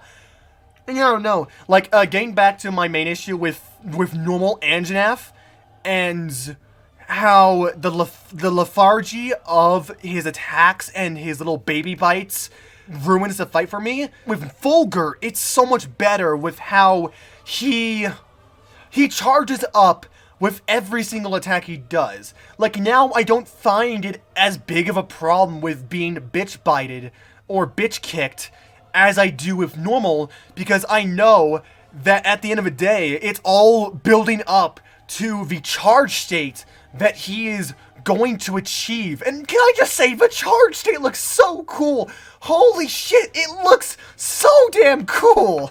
It looks so cool, and I love it. I love the glowing, I love the blue, I love the white, I love the electricity. Oh, That was a little bit of a fangasm, sorry. And then, once you get that charged up, oh boy, once you get Fulgur charged up, that's where the real fun begins. That's where he gets the lightning bite down. That's where he gets the lightning add-ons to the kicks. That's where he gets the fucking dolphin dive. That's such a cool move. I guess the way to describe why Fulgur works for me is because, whereas with normal Anjanath, there was a dissonance in the power and his speed, with Fulgur, it makes complete sense. With Fulgur, like, there's a reason, but like, he has power to back up the slow nature of some of his moves, and it all builds up into one mechanic and aspect. So, oh, yeah, no, I genuinely love Fulgur. I genuinely love it. It's a fantastic, it's a great monster. Nargacuga. Nargacuga.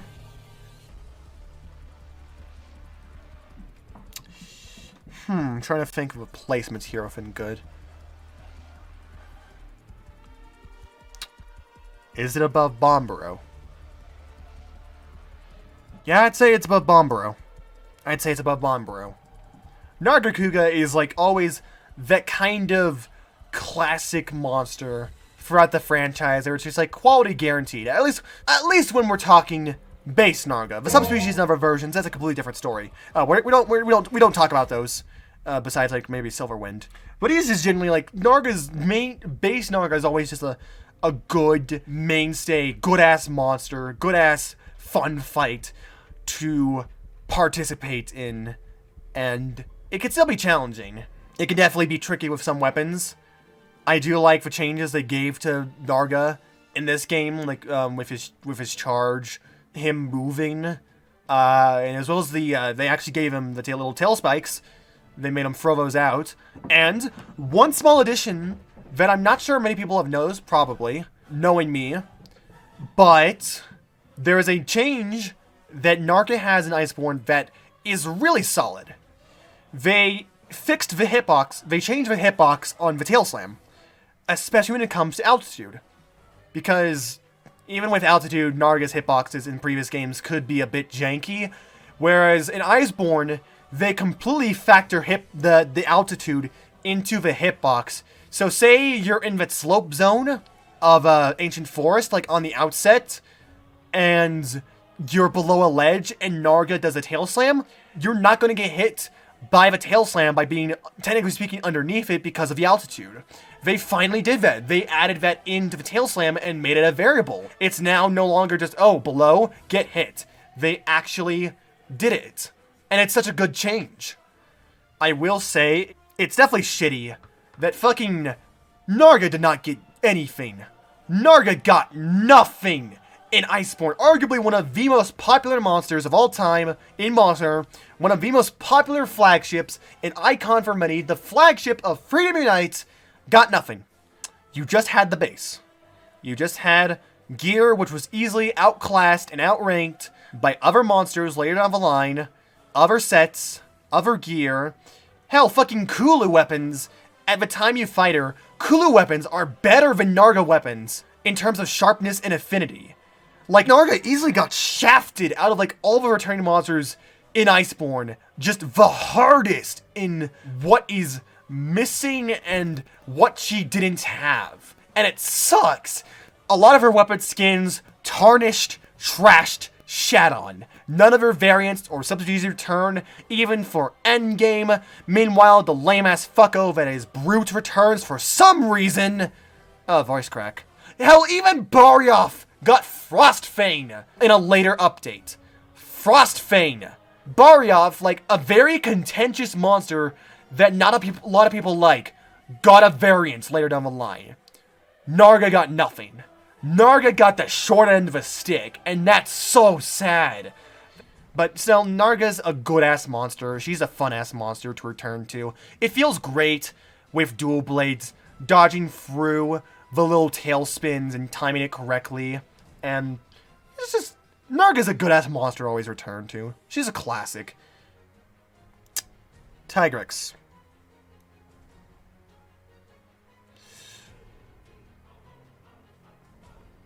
I know I don't like him, but I'm trying to contend his placement with other monsters around here. Huh. Because at the moment, it's a little bit of a bias, because I don't like Tigrex as is. I do not like him at all. Maybe top bad. Maybe. Because there are some changes Brute has, Tigrex has in this game that are noticeable compared to past iterations, that do kind of help, but at the end of the day, Tigrex is going to be Tigrex, and it's like, he's one of those monsters where if you figure out a way to deal with him, you can easily deal with him. Like, remember headlocking people? Remember headlocking in, like, for Ultimate Generations? That was a thing. And it's like, I know speedrunners could predict the turning and pace of Tigrex in past games, but with the changes in Iceborne, they definitely made him more spastic and random, so that's not exactly as solid as it was before. Yeah, he has that close-range claw attack. That's a little nice get-off-me move. Some of his hitboxes are fixed, yeah. But at the same time, then we have hitboxes like his fucking charge, and more specifically, that charge into Tailspin. I don't know why. I don't know how.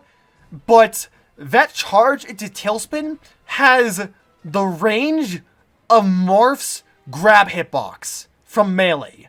It's fucking absurd just how big and wide in terms of range it is. Like, even when I'm being patient with him charging, even when I expect it at some point to hit me, it's going to hit me. It always hits me. No matter how much I gauge the distance and predict it, it's still going to hit me, and I hate it so much. And I don't know if it's like because if there's like some little secret value of like him being on the Hoarfrost expands the tails range. I don't know. It's just that hitbox is bullshit, and no matter how much I factor for it, it doesn't work, and it hits me.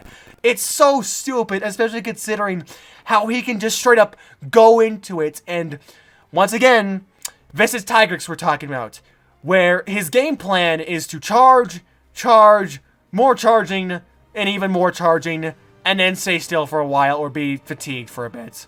Ugh, voice crack. Maybe do a stationary tailspin, which can still have a funky hitbox, and then that little paw swipe. But that's Tigrex's game plan, and once again, if you cannot deal with Tigrex running, especially, like, Tigrex becomes so much worse in multiplayer.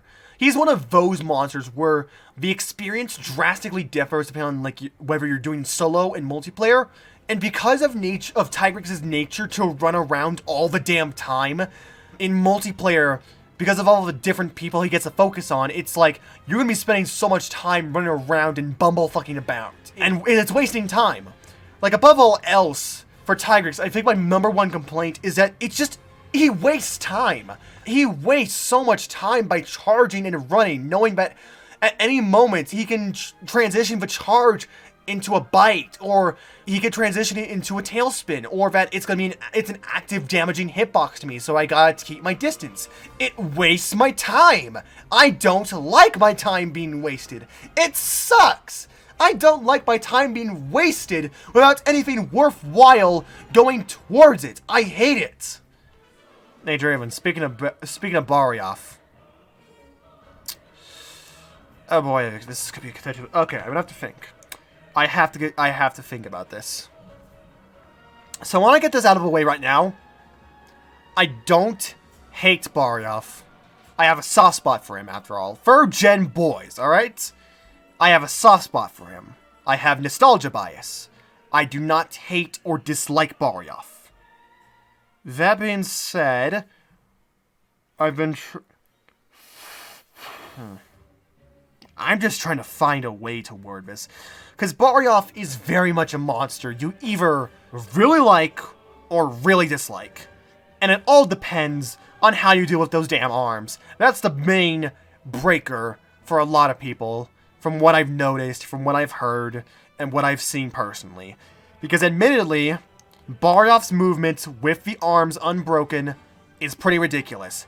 Especially if we're considering inside, like, say, the caves and his nest area, where he gains a lot of mobility along the walls, and it can be kind of hard to keep track of him. This is something that also applies to Frostfang, but we'll cover Frostfang later.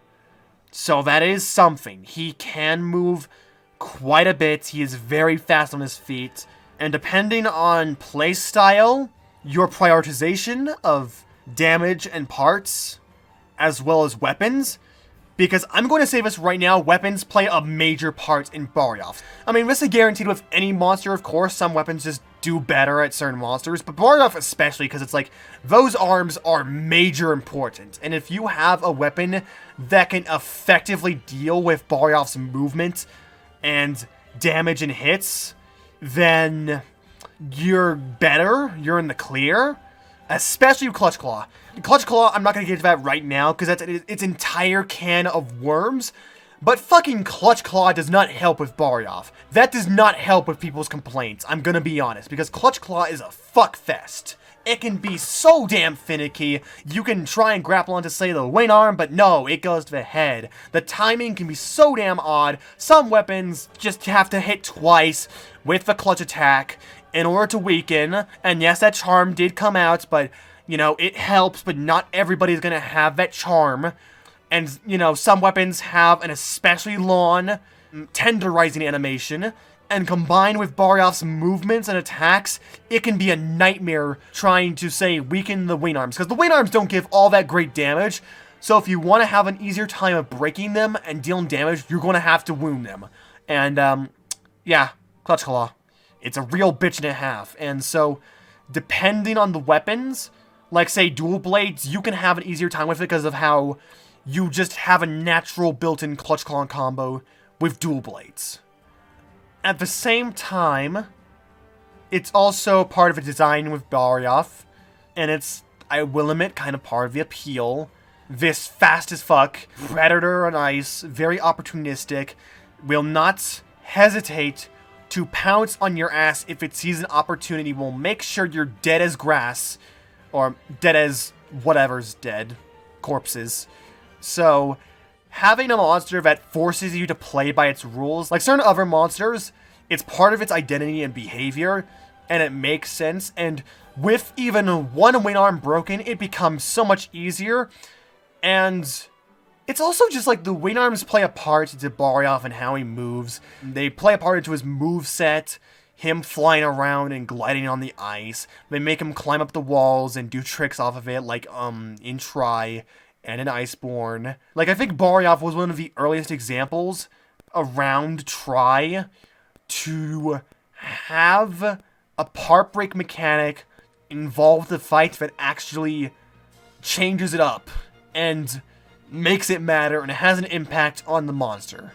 And that deserves brownie points. That deserves brownie points in spades for being that unique and cool and different, and laying the groundwork for other monsters in the future to also have that kind of thing where breaking parts does have an impact on the monster and its behavior and its attacks. Like, even if I do like Barioth, this is a tough place. This is tough to consider, because I very much paid attention to any quandaries people have with him. I've really analyzed any design problems and tried to understand people at their level. So for Barioth,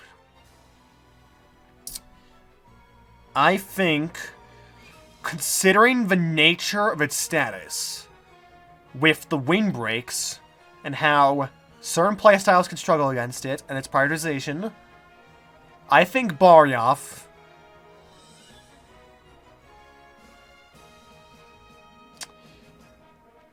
can go to the bottom of good. I still like Barioth enough to overlook any problems I have with the fight. I still like Barioth, don't get me wrong. However, I do admit to several shortcomings of Barioth, how it can annoy people, and things like that. It's a very iffy monster for sure, and people's experiences are going to differ greatly with how they deal with it. If you prioritize on breaking the wing arms, if you have a weapon and skills and all that that can deal with Barioth's movements and pounces and wing arms better, then it's better. It's definitely a fun fight, but if you're really struggling to break those wing arms, and with him running around, you're really struggling, and that's not a good impression. Barioth is a wall for many for a reason, and he's a tough as nails wall to understand and climb over, especially for a lot of new people whose first game with monster is World and Iceborne, who have never fought this monster before, who may not understand the mechanics. This is one hell of a wall to climb over when you first fight it, and that deserves attention, I believe. That deserves notice. Just that kind of idea. And I mean, I guess since we've covered Barioth, base Barioth, I think it would be worth noting Frostfang, just to get that out of the way right now, because after all I've said, some people might be questioning of what I say with Frostfang. And I'm gonna be honest, I do think Frostfang,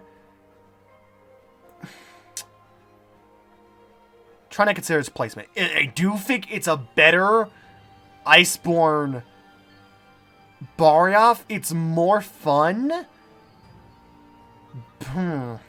Frostfang does leap around less, so that does deserve credit. There's also the changes it gave to him, and new additions like the Sub-Zero Permafrost Breath with the Velkhana effect that freezes you into a place. And I think the general focus they gave with Frostfang compared to original is better than Barioth, because it really capitalizes and focuses down on that opportunistic, making sure you're dead, won't stop until you're dead kind of angle with Barioth. Like, Barioth is a kind of monster that's like, you look at it, it's like, this is a monster that gives no quarters, and Frostfang definitely does that better with the... Like, the instant you are frozen, Frostfang is programmed to instantly go into that pounce. Deadass. That's a thing of his. But Frostfang, I mean, again, I like the focus better. It definitely fits more with Barioth's behavior. It's more manageable, and it's way more fun having the focus with the ice and having Barioth be more area control based. It's way more fun having Barioth be more area control based while still capturing the fast and speedy movement. Like, he's speedy and fast without it being annoying. He hops and leaps around, but only to reposition himself and utilize the area and make the situation you're in more precarious. You're gonna have to watch your footing more with Frostfang. You're gonna have to watch your footing, consider spacing, the monster's safe spots, all that, and focus on when to get hits in and how to get hits in. And the wing arm mechanic still is a thing. It does slow him down and makes him trip up. But you also have the tusk mechanic where, like, depending on whether you've broken 1 or 2 tusks, it makes it so you stay in the permafrost for less time. And I do think it does decrease the range of it slightly. So, that is something. That being said, I'm going to capitulate and say that, yeah, no, this was a weird-ass opportunity to drop Frostfang in. Like, after Safi, Raging, Furious, and then Alatreon, to drop Frostfang after Alatreon, which is what many people consider one of the hardest fights in the game, that's whack as hell. That's weird, and I realize it might have been a thing, most likely, of COVID fucking up their event quest schedule and forcing them to push it back until after, say, Alatreon.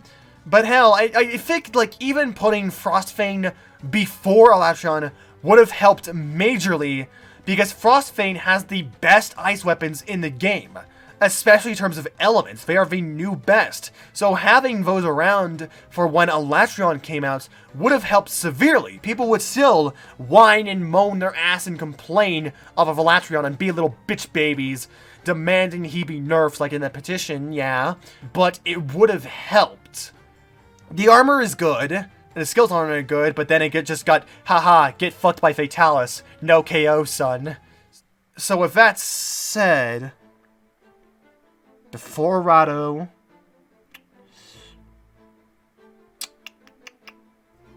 is that a good place? Yeah? Actually, now that I think about it, maybe yeah. Bracky next? Yeah, I'd say Bracky next.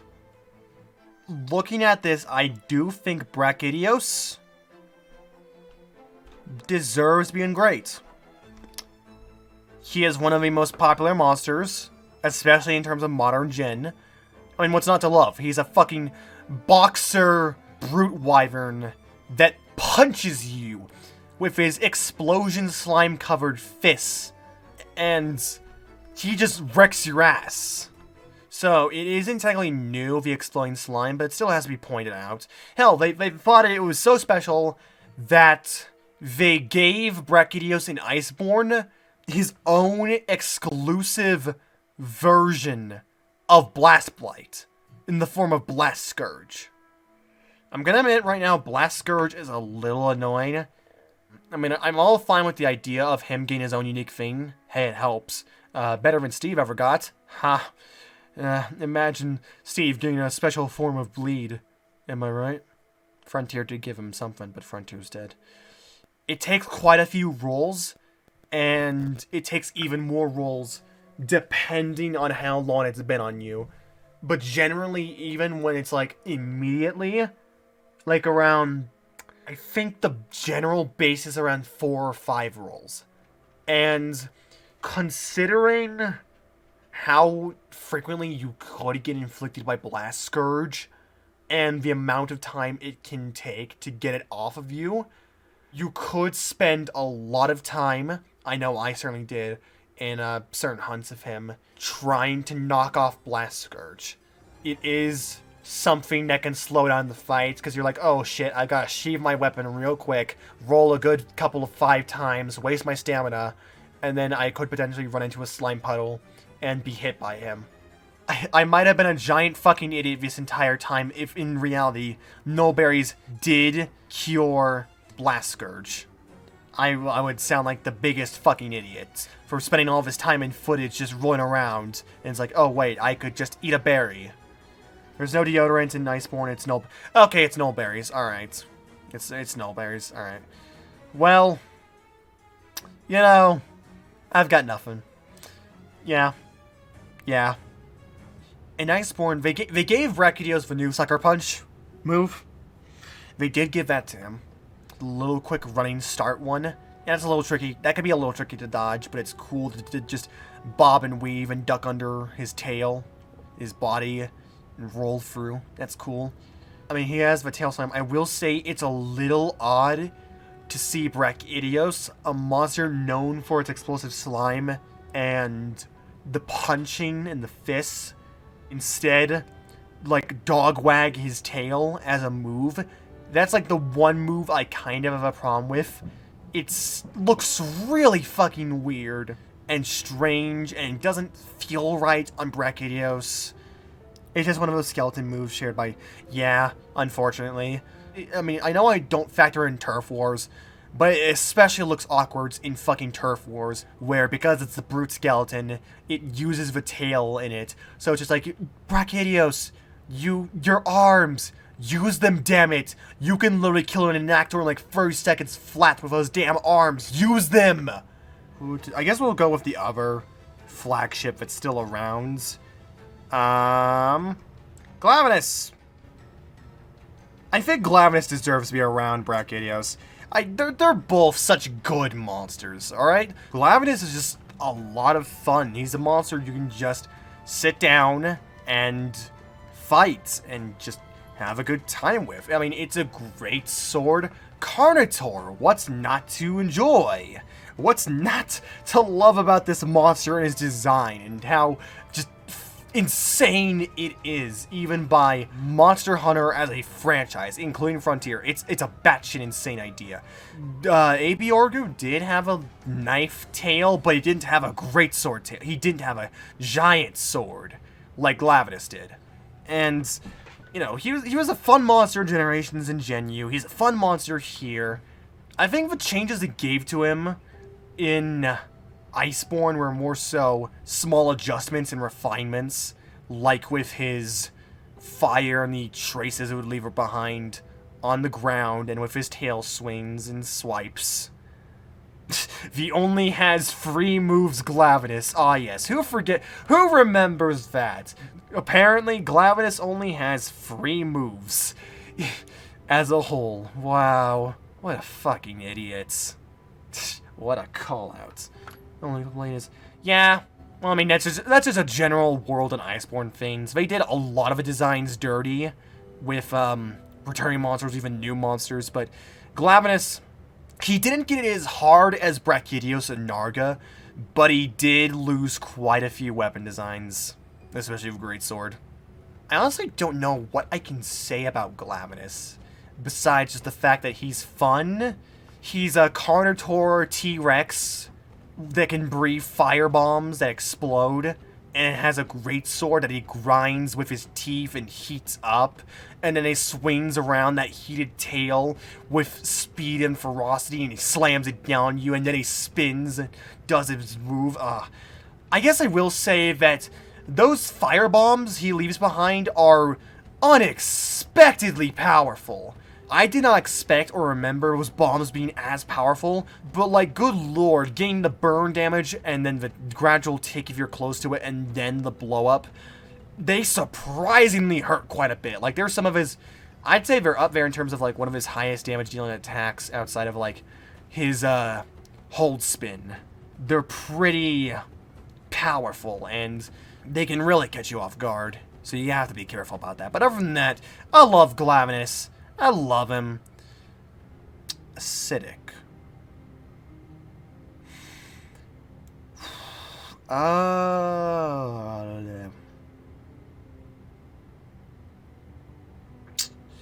It deserves to be around Glavenus, I think. I think keeping Acidic around Glavenus is a good idea. Just like kind of there. Because Acidic does what a subspecies is like meant to do, where in which it changes enough from the original to be really cool and radically unique and make itself stand out. But it also keeps enough of the core similarities and design features with the original intact. More often than not, however, taking a new spin on it, but never forgetting the identity. So if Glavenus, for example, he was greatsword based and fire and all that. So what do they do for Acidic? They make him a longsword. They make him the ultimate weeb. And they put him smack dab in the Ron Vale. And they take a spin on base Glavenus's doling of the blade, and instead make it to where Acidic's over time eventually hardens and crystallizes and becomes heavier with the effluvia in the veil and starts wearing himself down. And it impacts the fight as well. You start noticing the changes between both modes. When the crystals are there on the tail and he's weighed down, he's very slow and heavy, more often than not preferring to fling the acidic crystals that inflict defense down on you and all the dust and acid your way instead of being very quick and mobile. He's very slow, actually, for a Glavenus when has those crystals on them. But when he sharpens, the sword, he is the fastest Glavenus to ever exist. Holy shit. Now all of a sudden, he's just holding this pose. He's a stance character. You know what he is? Acidic Glavenus is a stance character in a fighting game. He changes stances. He does an install super to change between the crystal form and the polished sword form. He holds a stance in like Kagura from Blaze Blue to do sword moves when it's sharpened. He does little dives and slams. He does side turns and all these cool moves. And he starts doing the pokes and jabs. He's like, I am ready. I have... Do you dare approach me? And it's like, oh, it's such a cool difference that they do. Also, no fireballs. They completely get rid of that. No fireballs with Glavenus. He does not fire anything, any kind of projectile from his mouth. And that's cool. That's a really cool difference what they do for him. Acidic Glavenus is like up there with like Glacial Ignactor, I'd say, as the kind of sub that subs should strive to be. The ones that keep the identity of the monster, the original, intact, never forgetting where it came from, but changing just enough and turning enough unique spins on it to make it completely unique and stand out. Acidic Glavenus is so damn good. So, you want to know what's the opposite end of a spectrum? We go from Acidic Glavenus, a great subspecies that changes enough, is very cool, and is just a cool guy, to one of the worst versions of a monster I've ever seen. Okay, yeah, no, deadass, actually. Schleggy deserves to be an absolutely awful. My disappointment is immeasurable, and my day is ruined. You take a fine-ass monster like Legiana, and you just absolutely shit all over it. You're given such a good monster to work with and so many ideas to change it, and you do nothing. You do absolutely nothing with it. You do the bare minimum of design differences. You change up the ice a slight bit. You change up the delay and spread of it. You change up the design a little bit. You make it so that there's like little ice armor, kind of, on the monster. Okay. You add in like 1-2 new attacks, like the skydive, and above all else, you add the absolute clusterfuck that is the call mechanic. Oh! You know what Schleggy is? Schleggy is a harem protagonist. It is a harem protagonist with little to no defining skills or trait, is bland as fuck, generally awful, and yet still has a pack of girls or boys following him or her at every point. Oh my god, if it wasn't for this fucking Legiana, that wasn't like constantly on his ass wanting Schleggy's dick, the fight would be so much better. It would still be bad, but it would just be in bad. But no, because it just has to have the leggy constantly on its ass. Always. And by the way, they actually have a little small thing, I believe, where Schleggy somehow boosts the effects and power of normal Legiana's ice. So that's great. That's great. Never mind the fact that it's like every zone Schleggy moves to, it just calls over the normal one as is. So you're like, oh, but the Leggy is called over. I'll just dun bomb it. Schleggy immediately leaves and goes to the area the Legiana is in. Or alternatively, it just calls back in the fucking Legiana immediately. Oh. How? How do you fuck up a subspecies inversion this bad? I'm not just talking about, like, Red Kezu and Kezu, where it's like, Kezu was already bad. How do you just do Kezu in Wars? I'm talking, how do you have a monster as high quality as Legiana that I absolutely love, and you just shit all over it? How? Like, it isn't just a disappointing monster, it's an awful monster. It barely changes anything. The changes it does have aren't for the better, they're for the worst, and they're annoying, and the mechanics introduced with it are just god-awful. Like, any time you're not hunting Schluggy is a good time. Let me just say that right now. Don't hunt Schluggy. Which, then again, you're probably gonna have to, because of Guineland and all that. But the less time you spend hunting Schluggy, the better your sanity is going to be. Savage Joe. I'd say actually goes in Fantastic. I'd actually say. I don't know if it would be above Bazel or base Bazel. I guess I'll see after I rank Seething. But Savage Devil Joe is a damn good monster. They just crank up Devil Joe base to fucking 11 in Iceborne. And they don't just do the standard Savage treatment like in past games where they made it like, oh, it's Joe, but angrier and more dragon energy and froggy. Savage Joe has gotten the biggest makeover thus far of his career. Like, good fucking lord, the amount of moves and tech he has gotten now in Iceborne, it's absolutely insane.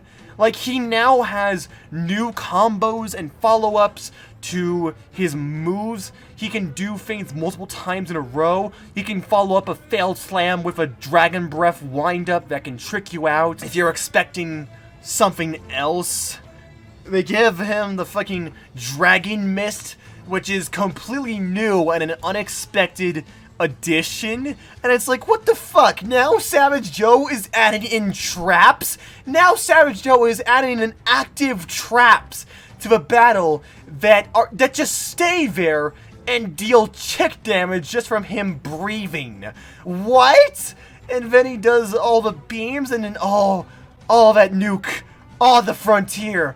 The first frontier I saw in Iceborne. Iceborne's first frontier for me, and good fucking lord, what an amazing frontier move he has.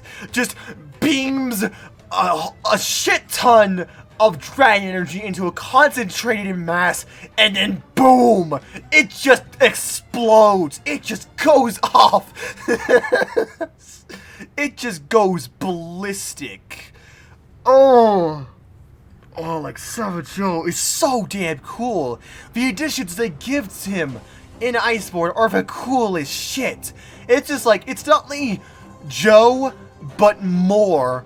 But they also give him all these new changes and additions that breathes fresh, brand new life in a monster that has been here for over 2+ more generations ever since Free Ultimates. Like, Joe and Savage Joe at this point are kind of old monsters, so to have these new iterations just give so much new shit to them, it redefines the monster in the modern context.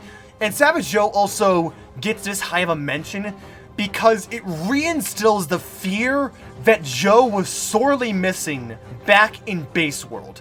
A key problem with Base World Joe was that he's a good monster by all means, but he came out at the wrong time, similar to Frostfang. Joe, at his core, is an invader monster, striking fear into the hearts of people, invading from out of nowhere, wrecking your shit, eating the monster's corpse, and bullying everybody. In Base World, however, they added him after Xeno, the final boss, in which everybody basically already had endgame armor and easily mopped through him, but also, World already had plenty of its invader in the form of Bazel. Like, even regarding Free Joe, I still think Bazel is the better invader by a landslide, with how he could just crash into a party and dive in to your fun and ruin it, or alternatively, just wreck the monster shit. If you're not hunting Bazel back in base world, he would make his presence known. If you weren't paying attention to him, he would make himself be known, and then you would be forced to pay attention to him. Meanwhile, with Iceborne, they not only give him back his invader status, along with several other monsters, but they also revamp and reinvigorate new life into Joe and Savage as a whole, where it's like the genuine terror is actually there. I feel actual terror upon seeing Savage invade a map and carrying like a Jagras or Great Girros or Tzitzi in his mouth and just wrecking house. Hell, fucking carrying an Ebony Odogaron in his mouth. Like, yeah, no, this cool-ass dragon-installed monster, yeah, no, he's nothing to me. I was born in the dragon energy, molded by it. You merely adopted it, Odogaron. He is a master of a craft. You are nothing but a toddler. Fucking savage. Yeah, no, deserving a fantastic tier. And I guess after talking about Savage, it would only be right to talk about Seething. And Seething is an interesting case.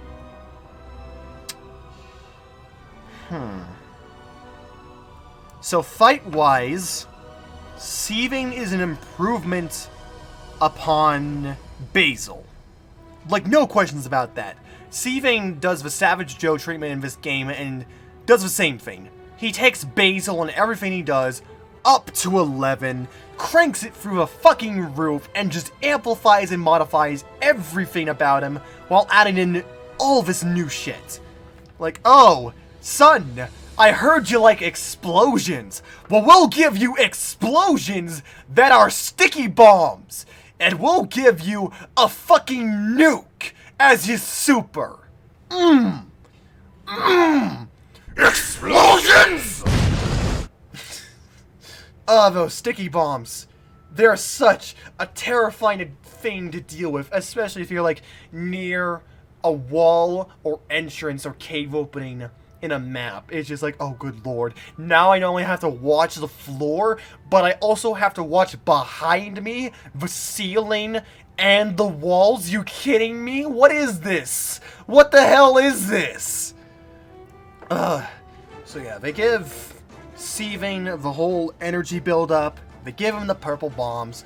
They modify some of his moves, like his head charge, and make it double. And they do all this stuff. That being said, they also modified it where he doesn't dive bomb as often. He doesn't do bombing runs, which is sad, because that's kind of what made Bazel so cool. But more importantly, and what I think Seething is lacking, is the invader status. I think Bazel, Base World, is the best invader monster we have ever gotten. Just in terms of the terror, the surprise, and power of an invader. Bazel has it in spades. Because even if you have an idea of him coming, there's no clue telling when he's coming or how he's going to come in. He could come in out of the fucking blue, you could have no idea where he's coming from, and then BAM! He just slams into you, slides on into your DMs, and into the monsters as well, and is like, pay attention to me, bitch. I'm your priority now. Meanwhile with Seething, they get rid of it. They get rid of it in its entirety. I suppose it might have been a thing of, like, Iceborne already having too many invader monsters as is. Because, like, what? We have Bombaro, Ebony, Savage Joe, Fulgur Anjanath. That's 4 invader monsters since the beginning / middle of Master Rank. So I think they might have thought that adding in a 5th one might have been a bit too much. But then Rathian came in. And later updated, and he's kind of an invader monster because of how he can make his presence known.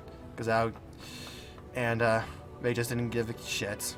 And that sucks, because, like, the Invader status is by far what elevates Bazel straight up from great to fantastic and into memehood. His Invader status is what made Bazel who he is, outside of the fact of him being a B-52 bomber. It was the Invader status, the idea, and fear of not knowing when or how he's going to come in.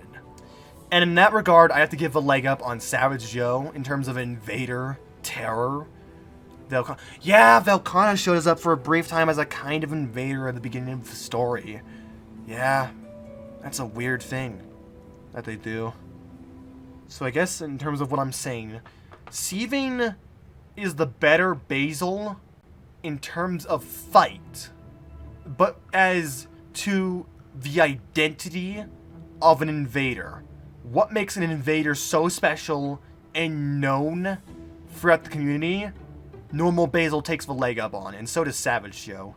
So I think this might be a perfect place to set him. Because as fight, Savage and Seething are around the same level for me, but as an invader, Savage does it better. I think that sounds about right. Yeah, that sounds about right for me. Oh wait, Namielle. Shit. I forgot about Namielle. Huh. Well, let's talk about her right now. Once again, yet another very controversial and divisive monsters. But primarily controversial in speedrunning. It seems like, from what I've noticed, that a lot of the complaints about Namielle originate in speedrunning. And in such a scenario in which you are actively focusing on getting the fastest time and considering the monster's attacks and how they function, as well as Iceborne as a speedrunning game, I can understand people's frustrations with the monster. That being said, I am not a speedrunner, so I don't care. So personally, I am not a speedrunner, so I don't have that mindset. I can't share in it. I can sympathize, but I don't have experience in that place, if you can understand what I'm saying. So, with that in mind, I think I'm going to place it at the bottom of great for the time being, unless I feel that it's not befitting. Because I think unanimously, Namielle, if we're talking design-wise, fantastic. This is like one of the coolest design monsters in the main series thus far. It's so interesting and unique. The deep sea fish and creature aspect that they take with it, reincorporating and reutilizing the Vol/Kush skeleton, and modifying that with the head, and especially the cape wings. That's so damn cool. I think Namielle also deserves praise with the idea of not only a deep-sea monster, Elder Dragon like this, but also the cool surprise of Namielle being, from what I can recall, if my memory serves me correctly, one of the only non-Black Dragon level monsters or elders to have dual elements, water and lightning. Because Alatreon has all the elements. Disuforoa had fire, ice, and dragon. Eruzerian had fire and ice. But in regards to a middle tier elder monster like the Teostra tier, Namielle is completely unique, and the whole thing of it laying down the water and charging itself and hydrating with the water and then going into electro mode where it starts combining the two aspects with the puddles it lays around and then evaporating and exploding and causing steam puddles. That's so cool. This is a really cool and unique monster. Like, this is solely unique, even, like, compared to Frontier and all the unique shit Frontier does. Like, this is one of a kind in terms of ideas and mechanics and how it's executed. Well, yeah, especially considering the fact that it's like, whenever you see a water monster, it's like, oh, bring thunder. But with Namielle, it's like, no, No, don't bring thunder, because it uses thunder as well. Bring dragon or fire. The fact that, yeah, that was a missed opportunity. Like, they could have easily done a dual blade with Namiel of dual water and thunder, but... And it's like Namiel's armor has a focus of element acceleration and hitting a monster frequently, so it's like, why the hell do they not do that? Like, you were this close to perfection. You were this close. I also like how they're able to make an Elder Dragon of his skeleton still have plenty of unique moves. Like, outside of the water sprays, the Amatsu beams, the electric pounces, and all the explosions, they're also able to get, like, cool moves like the little wing tap. Him tapping his little wings and electrocuting a puddle nearby, or, like, manipulating the water and its currents, making you get caught up into it. That's really cool. Actually, now, the more I think about it, I think Namiel deserves being great. I just think Namiel is a really fun and challenging and well-designed fight, with the idea of area control, watching your steps when it comes to the puddles and the electrocution. The Nova, the frontier, is amazing and cool and nice looking.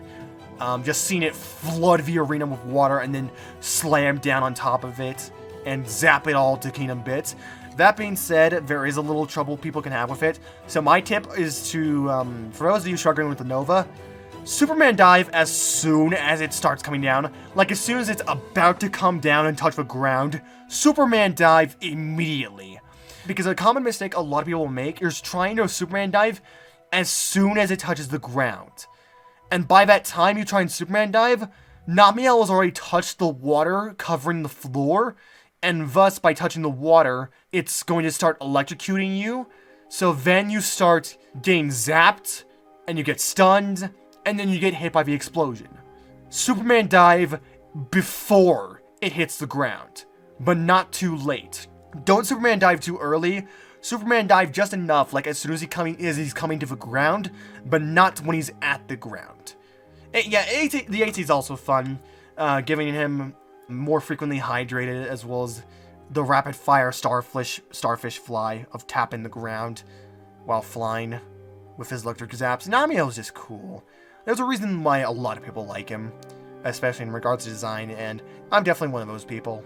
I will wholeheartedly admit. Shara... No, wait, Velkhana. I forgot about Velkhana. Sorry about that, RGZiggy. I forgot about Velkhana. I should probably talk about her.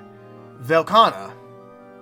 Strangely, yet another mixed monster for a lot of people. And this is a mixed monster I don't understand.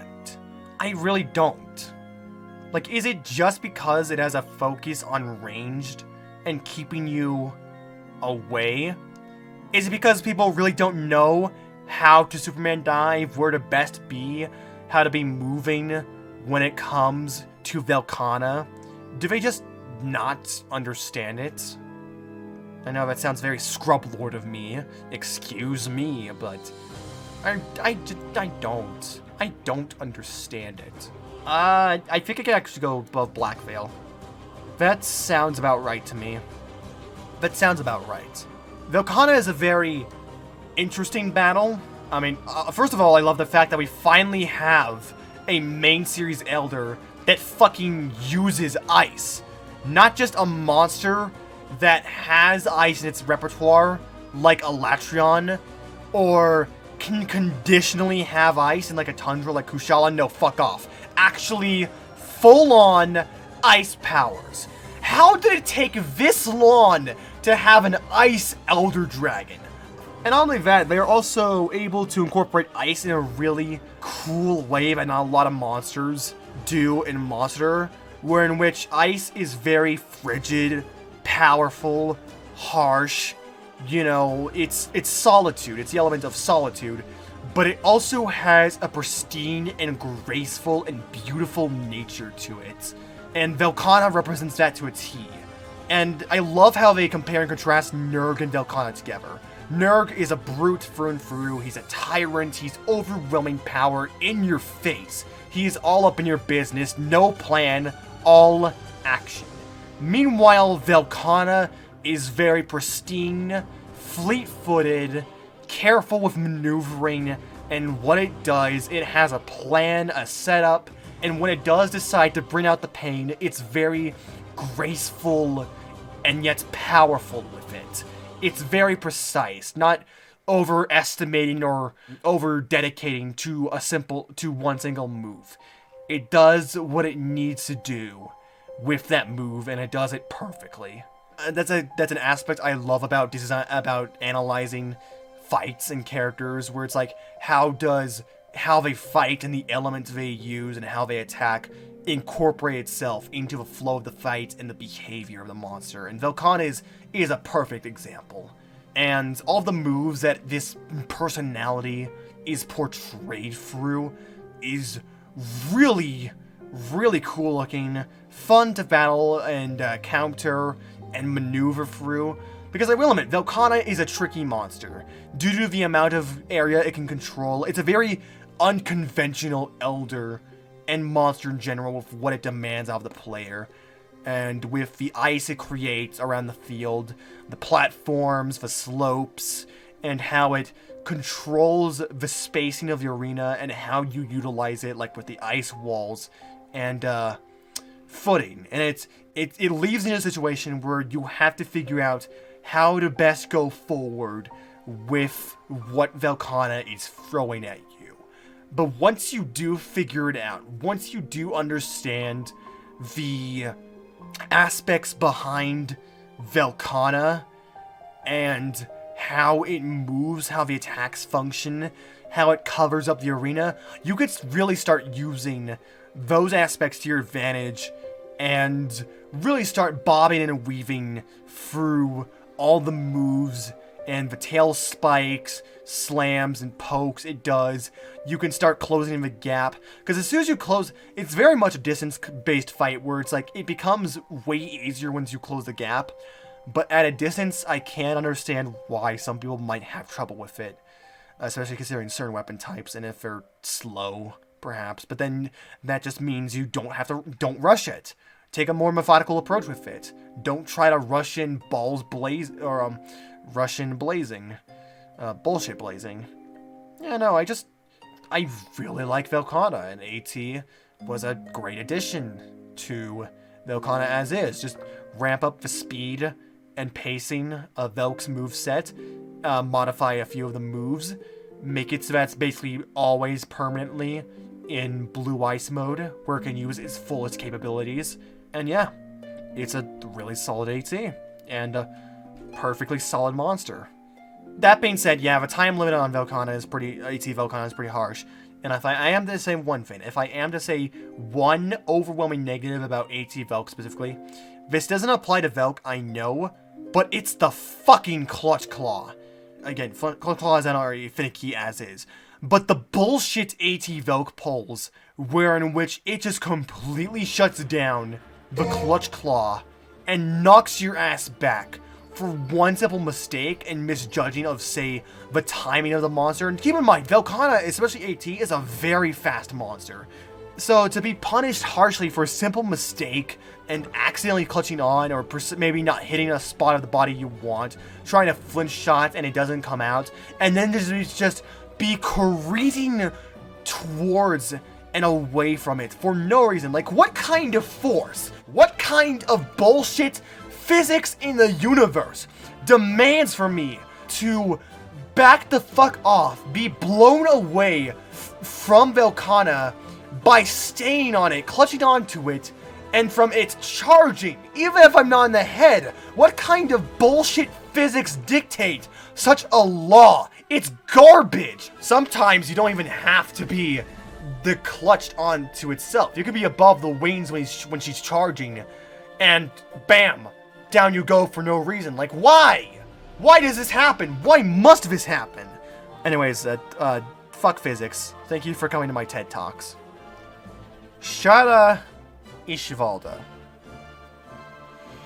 So, before this recent rerun, within the past month or so, I was thinking of putting Shara around great, probably high great.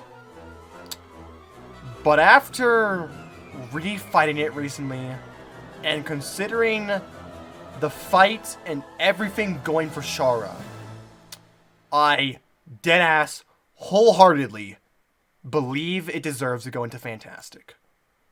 High Fantastic. It is straight up one of the best fights in the game. Design-wise, both forms, amazing. Fucking amazing. I mean, first form, giant, what the fuck, rock monster, out of the blue. What even is this thing? Why does it have hands? What even is it? Are we in God Eater now?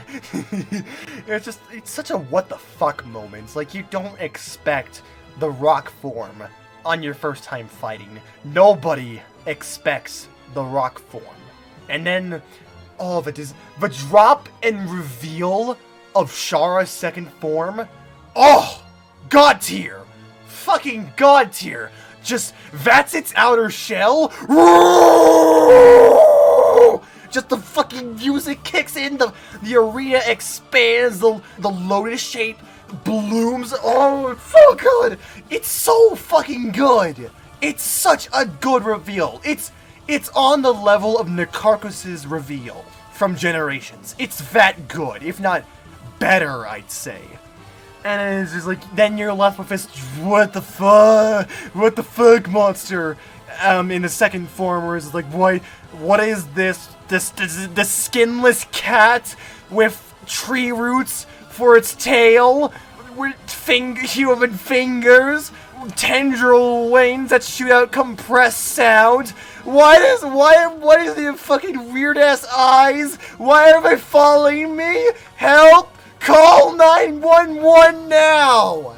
Still talking about presentation-wise, the Eastern motifs and philosophies surrounding Shara, with the design, the weapons, the armor, hell, even the fucking arena, which is a lotus blossom that blooms as the fight progresses, to even the fucking themes, and it's like a second phase, a single bloom in eternity. They went all out with this monster. They really went all out with Shara Ishvalda, and it shows.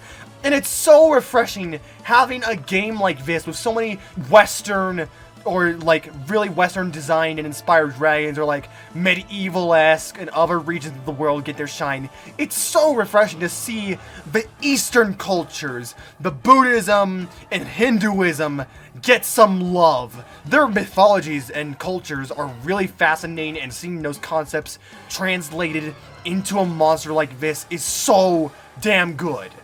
Outside of talking about presentation, Shara is also just a fantastically designed fight. Its first phase incorporates the Clutch Claw, like the tenderizing, in a manner I am fine with, where I don't feel annoyed by having to tenderize it, because even then, you really don't have to tenderize much of the monster. You just tenderize the head, and that's it.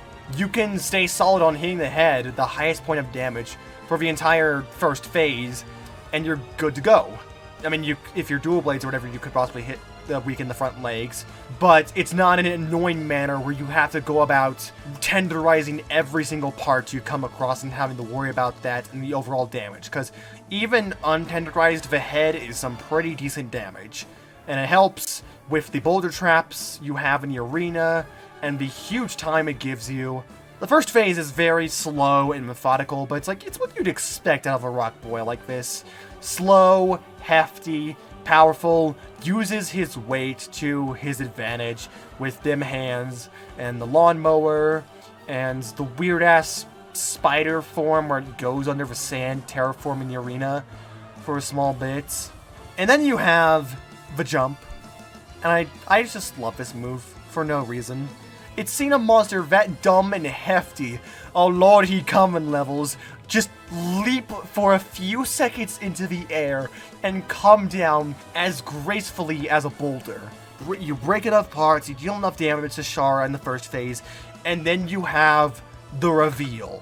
And it gets way crazier in the second phase, where he starts firing Kamehamehas of just sound energy releasing sound beams with his fingertips, displaying them all over your arena. He has attacks for basically every single part of his body, and to coverage it, so it negates and covers the idea of people camping in one spot, like with Gore under him, and covering it because of his reach, the amount of attacks he has. He has a lot of reach over the entire arena. He doesn't give much opportunities for attacking, much downtime. So whenever you do see downtime, where you can even get, like, say, one hit on the monster with, like, say, hammer or greatsword, or like when he's doing an attack focused on another person and you're closing the gap, it's like you take those hits when you can. It's very much a fight, especially in the third phase, where you absolutely have to take advantage of any and all opportunities you can get, because otherwise you're not going to be progressing far into the battle and you're going to get roadblocked. And then third phase. Fucking Spirit Bomb drops on your head. And just everything changes. It roars to the sky, it opens its eyes and starts following your camera. It starts terraforming the land bit by bit, making you have less room to walk around with and manage as you get further onto the battle and fight it. And fucking the sand pits not only slow you down, but if he shoots a sand beam or attacks within those sand pits, they also cause after explosions. So it's like you have to not only watch your footing and your placement, but you also have to weigh in your options and try and close in the gaps and get in hits in when you can, but at the same time be careful of the sand pits and his attacks in conjunction with them. There are multiple variations of him turning the ground into sand pits from all around the arena into a tracking one, and then you have so little room to walk on at certain points in the fight that it's what the fuck. It's using any opportunity you can get and taking it to its extreme. Like, later down the line, you have so little opportunities, especially if he's across the map, to hit him. Which is why, when you do get those opportunities for hits, when you do kill him, break those parts, get some big damage numbers, it feels so damn satisfying. Nothing like Raznik shrouding this monster and breaking that fucking head completely to get those damn tender plates and gems you so desperately need. Nothing like it. That being said, my only disappointments with Shara are that A, it did not get an AT. I desperately believe Shara needed an AT, and I would have loved to see it after all the changes that they did to AT Xeno to make it so good. And second, the unfortunate fact that in conjunction with the post-DLC releases of the other monsters, Shara got easily outshined, like, mere updates later. At first, in base Iceborne, it's like, yeah, best weapons, meh, armor, the skill wasn't all that worth it, but, I mean, the armor looked cool. But then, immediately afterwards, oh hey, Rajane, and Gaiden Lands, and more Gaiden Lands, changes and new regions. Oh hey, look, update 2, Stygian Zinogre, and Safi'Jiiva, the monster that literally made the update for a good while. Even now with Fatalis, Safi'Jiiva's weapons are still top tier, top of the line, and they're just stupid good. Even its armor still is fantastically solid and really good for power and speed running. Even now, Safi'Jiiva stands top tier in terms of meta. And then you had Raging Brachydios, which was like the best blast weapons in the game. Fierce Rajane to give you more funner weapons. Elatrion with the highest dragon element weapons in the game. And you had Frostfang, highest ice element. And then you had Fatalis, which was just the best in everything. The best raw weapons, the best armor, the best customization, the best everything. Especially outshadowed with the frontier nukes and the craziness of the fight. It's sad to see Shara kind of forgotten just that quickly after all those updates came out.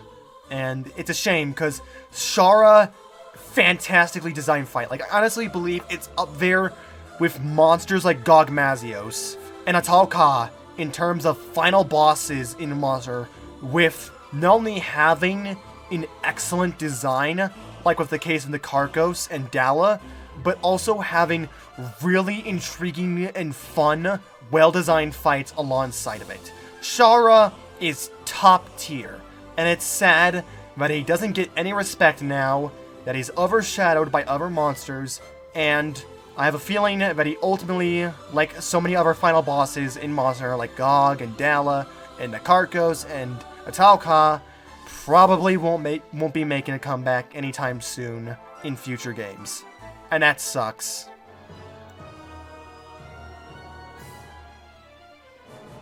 People can't see it because the overlay.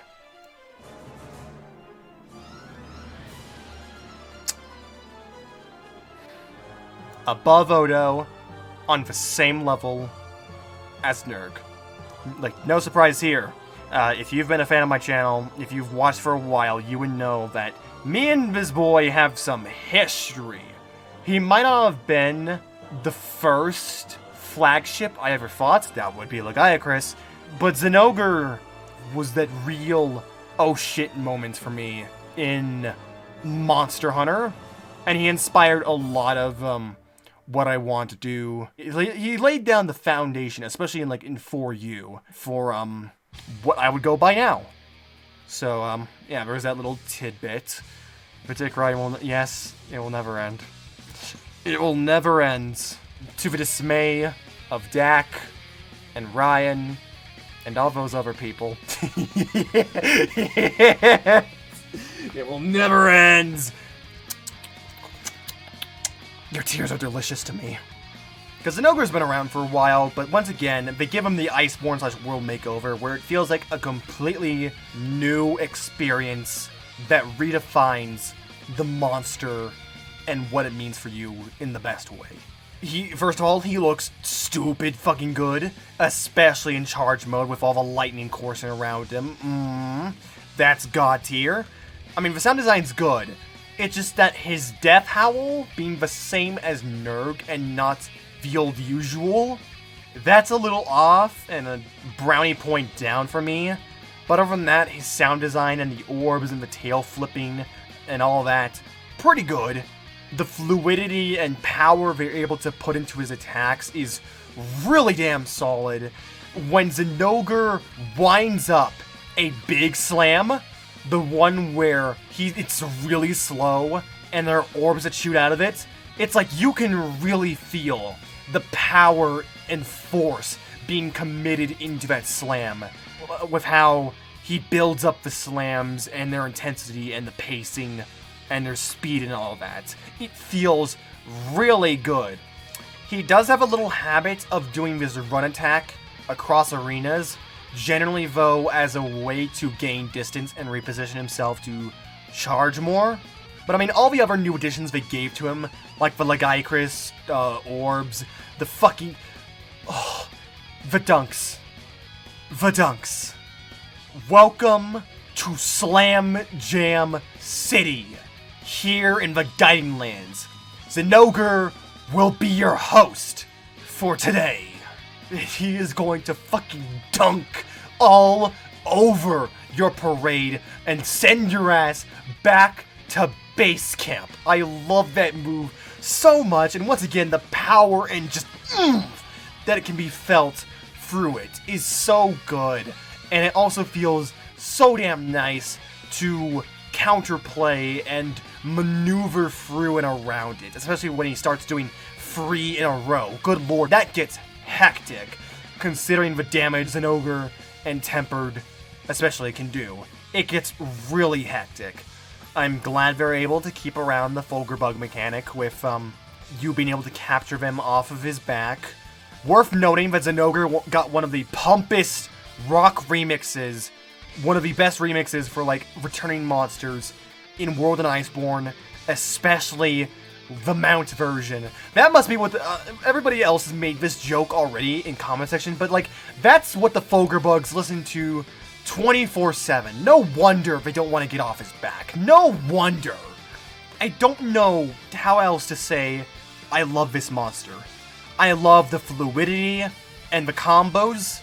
I love the feeling of countering and evading through every single one of them. I love the oomph and power and spectacle and awe that this fight gives me.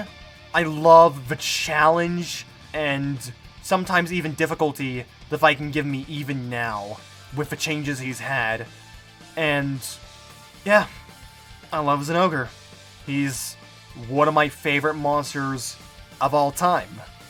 And I highly doubt that's going to change anytime soon. Garuga is better in this game. I'm proud that they fixed the hitboxes with Garuga, especially when it comes to the pecs.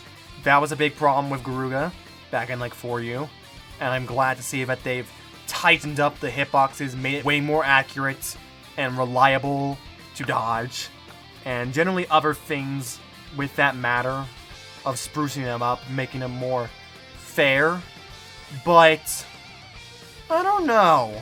Like, even though Garuga in Iceborne is an improvement, I still don't feel all that strongly about him.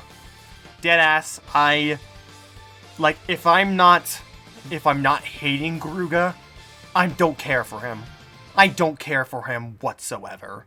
I understand he has his place for a lot of people as the wolf wyvern or whatever, that's a okay, interesting nickname and title for a monster. And I know he has his place as like what Dak calls the original bad guy. But in all blunt honesty, I don't give a shit about Garuga.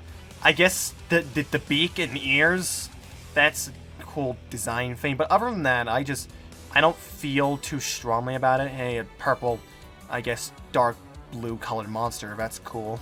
And I guess the general theme for me is just like, if I want to fight a poison and fire-inflicting fire wyvern, I'd rather fight any of the Rathians. If I wanted that experience of them flying, of them breathing fire, of them poisoning me, I'd rather go for any other version of Rathian. He's a hybrid between a Kut-Ku and a Rathian, and that's it. Besides that, he has still annoyances in Iceborne. I fucking hate the armor when it comes to Garuga, and the smaller size of Garugas in Iceborne actually makes this a bigger problem. Because with a bigger Garuga, I could at least maneuver around the wing armor and hit another part of the body more reliable. Whereas, meanwhile with Iceborne, I can't tell you the amount of times I have downward triangle slashed with longsword, trying to hit, like, say, the head or tail, only for him to turn around and just BAM! Bounce off the wings. BAM! Bounce off it over and over again. It's so damn annoying because of just how highly armored they are, and considering Yian Garuga's small size in Iceborne. So it's like, now you're more likely to hit those damn wings if you're a weapon that takes up a wider reach, if you're a weapon that has a lot of range and area to it. Other weapons have a better time with, like, focusing on, like, a specific spot, but, like, some weapons just get absolutely cucked, and even then, you can still accidentally, unintentionally hit the wing without any meaning, or much less the back and most of a tail, accidentally, and get yourself completely fucked over by him going into a combo, or just be annoyed. Like, armor bouncing is one of the most annoying things in all of Monster. It feels so shameful to try and hit a monster. It's like, oh wait, I'm bouncing. It's one of the worst feelings. He still fucking has the insta-poison tail on any move. Because, I mean, at least with Rathian, even if she might poison, I can deal with the fact that it's like, oh, hey, it's these very specific attacks that have plenty of wind-up and preparation built into them. That's why I like Rathian. Meanwhile, with Garuga, it's just like, oh, hey, simple tailspin, bam, poisoned. Any move involving the tail, bam, poisoned. Even the Rathian tailspin. Like, why don't you just fucking limit it? If you're gonna be copying that much from Rathian and Kut-Ku, why don't you copy one other thing, one other good thing, one good design element from Rathian, just so you could be slightly more bearable? I mean, at least I will say, Your tail doesn't poison anymore once I cut the damn thing off, but still, why does him shaking it around it poison me? It's so damn annoying! Yeah, true, I guess it has a little bit more wind-up. But still, it's such a why thing. It's such a small, not even small, large inconvenience. Yian Garuga still has those good old combos he loves to do, especially when it comes to roaring. I think it rarely, if never, happens to me, but just knowing it's a thing is pretty awful. It's pretty bad.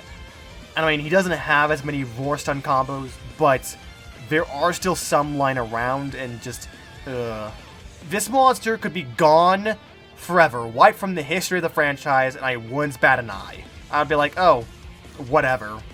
Okay, sure, it was a one-night stand between a Kut-Ku and a Rathian anyways. It was a bastard child, whatever. That's dark and harsh, I know, but still, that's my honest thoughts about it. And speaking of Garuga, while we're on the Garuga hate train, you know this was coming. Beware and absolutely awful. Does that sound right to me? Above Leshen. I think it does. I think it does. Like, despite Leshen not having an Iceborne version, it's like I could still be confident about him being absolutely awful, and the fact that they needed to nerf and update him specifically, and he was still a pain in the ass. So, fourth most annoying monster in the game thus far. That seems fair. It's another one of those versions of a monster where it's just like the base, but ramped up to 11.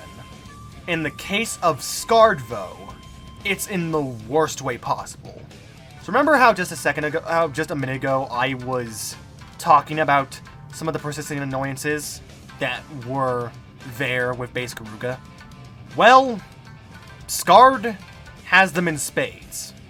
He has all of them, and so much more. The amount of stun lock, roar, wind pressure, and fireball combos this bitch has is fucking ridiculous. And it's so bullshit. And it doesn't help considering the new moves he's got. Let's talk about that Fireball Storm. It's a cool looking move at first, but then he just spams it over and over and over and over again. And at that point, it's just like, fucking stop it. Stop already. Stop spamming fireballs and get down here already. And also the fireballs, from what I can tell, are kind of random patterns, so unless you're for sure out of the range of it, or behind Garuga, good luck dodging it. Also, I don't want to even imagine blocking all that. He also has several new flying moves, like the Legiana Tail Slap, and I have no fucking clue why it's there. Why does he have it? Why? You have a spiked tail. The poison comes from the spike at the end of a tail. You impale bitches on the tail. With Legiana, it makes sense, because there is ice that's scattered about from her doing the tail slap. Why must I remind you about your basic biological function? You should know how to use your tail better than I should. You should be impaling bitches with it, not tail smacking them. It's just a move that looks so dumb and awkward, considering Garuga and all that he does.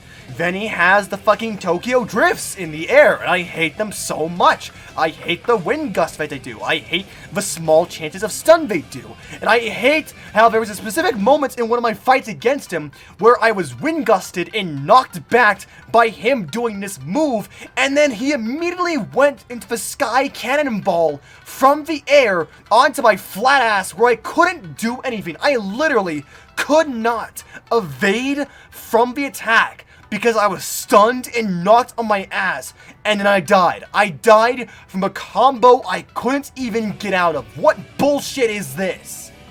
That flyby is by far like one of my least favorite moves. That's one of my least favorite moves in all of Monster. It doesn't look threatening, but then it actually gets you killed.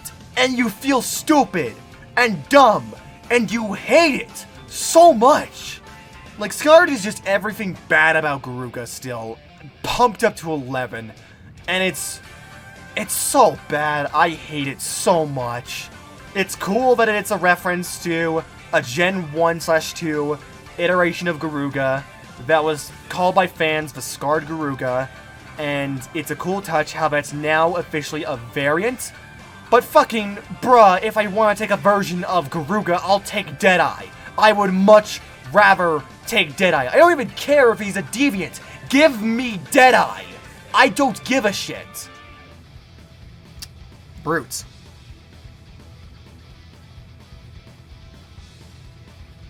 Yeah, that sounds about right. Once again, refer back to my top 10 most disappointing monsters, and you'll have the explanation right there. But I guess to summarize my points from that video, Brute is technically a better Tigrex in this game, and he is easier. I could care less about how easy a monster is. But then comes Brute, and I find an exception to that rule. A monster which is so laxatively, apathetically easy and boring that I can't help but feel, really?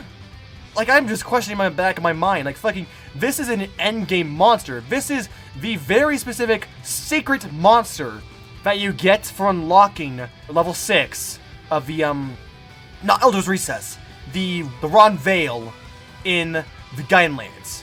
This bitch is your special reward. And for an endgame monster, for an endgame threat, and considering the leveling that Gainlands can take out of you and the amount of time it offers, this is a lame-ass reward in terms of a monster. I feel nothing out of Brute. He's just there. I mean, the Roaring's cool. The fact that they changed Tigrex up. I mean, he doesn't charge as much, so that's fun. He doesn't charge as much, so that's better. But it's weak-ass bitch roaring with the nerfed Tigrex roar, and they're inconsistent in terms of threat level, and even him in general, where it's like, oh, that didn't hit me when I could have sworn in for you it would have. Oh wait, this hit me instead. What the fuck? What is up with this monster? I just don't care for him. Yeah, sure, he's got good gear, technically speaking, especially when it comes to base Iceborne, but it's like, that's base Iceborne. Once again, the Shara issue of, like, there are better things now. He's been outclassed. The future is now, old man. Especially considering the facelift that monsters like Goldian got. I already like the Rathians as is, and Goldian in past games, especially like a Genie or whatever, was always an annoying monster. I wouldn't say it was as bad as Silver Rathalos, but it was mainly the armor bouncing and everything else that just made me not like Gold. So, the facelift Iceborne Gold got is absolutely insane. First of all, actually looks like gold. It isn't yuck mustard yellow as it used to be like in For You. It's now actual shining, shimmering gold scales, and you can tell that it's actually gold. Good on you for getting that detail across and making Goldian actually look good. I don't mean makeover in terms of just, oh hey, physical looks, because the makeover with her moveset and everything she does is just holy shit. She is worthy of being the secret monster for the Wildspire Waste region. She is worthy of being called an Elder level threat. She does all that Rathian already does, but does more of it in the best way possible while adding in some new spice with it. She's got some new tail flips that can start from a running charge. She's got delayed fireballs and changing them up.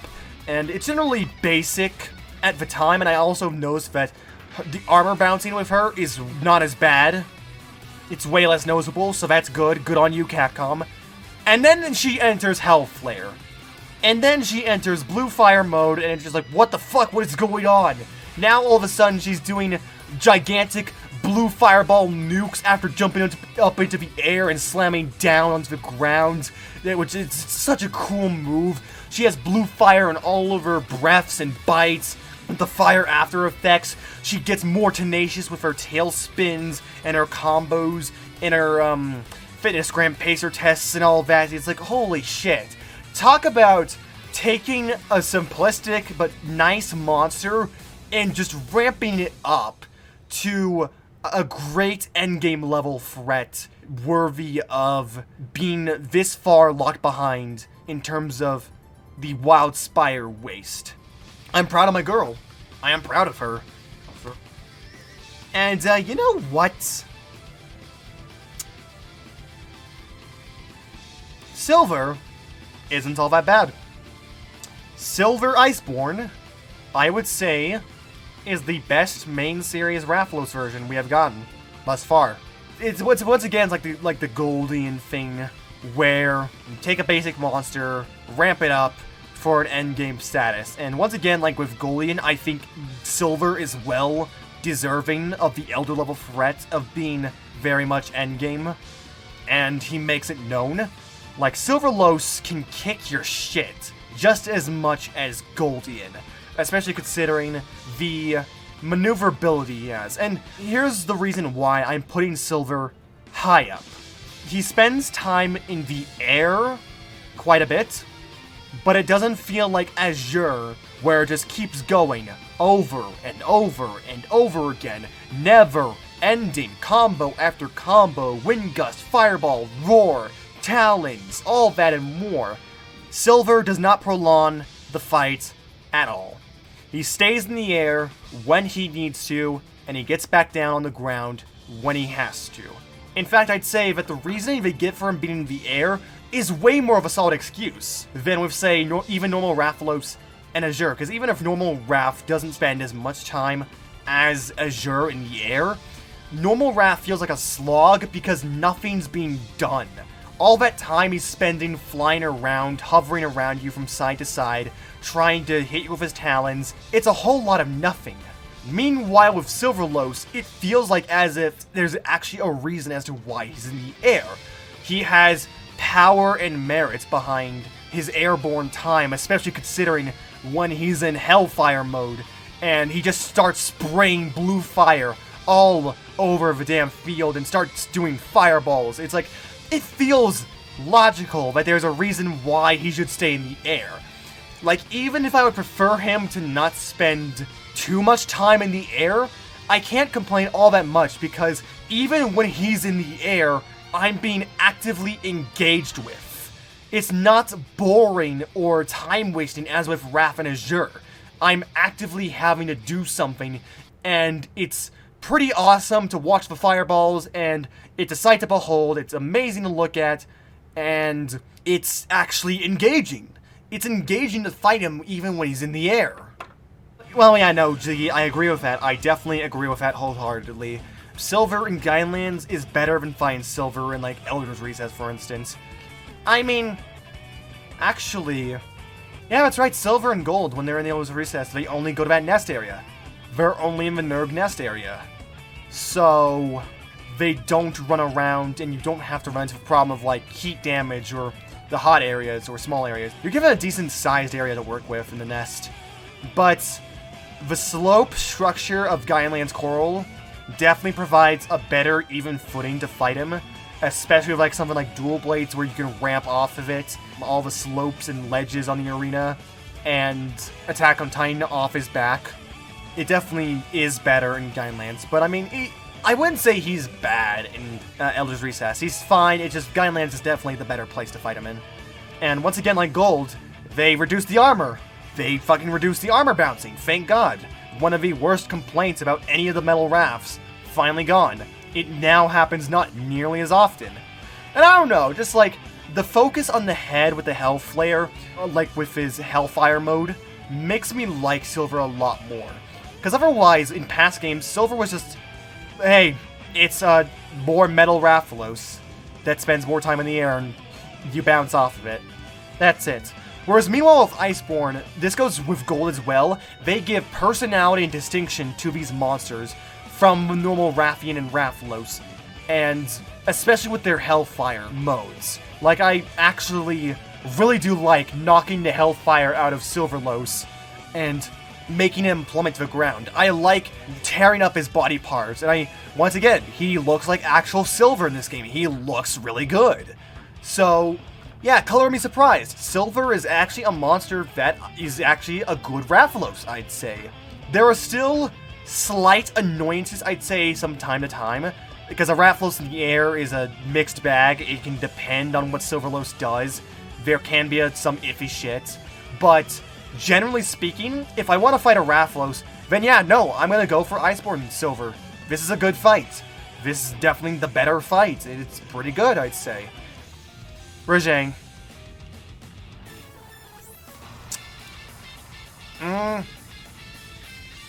Actually, no.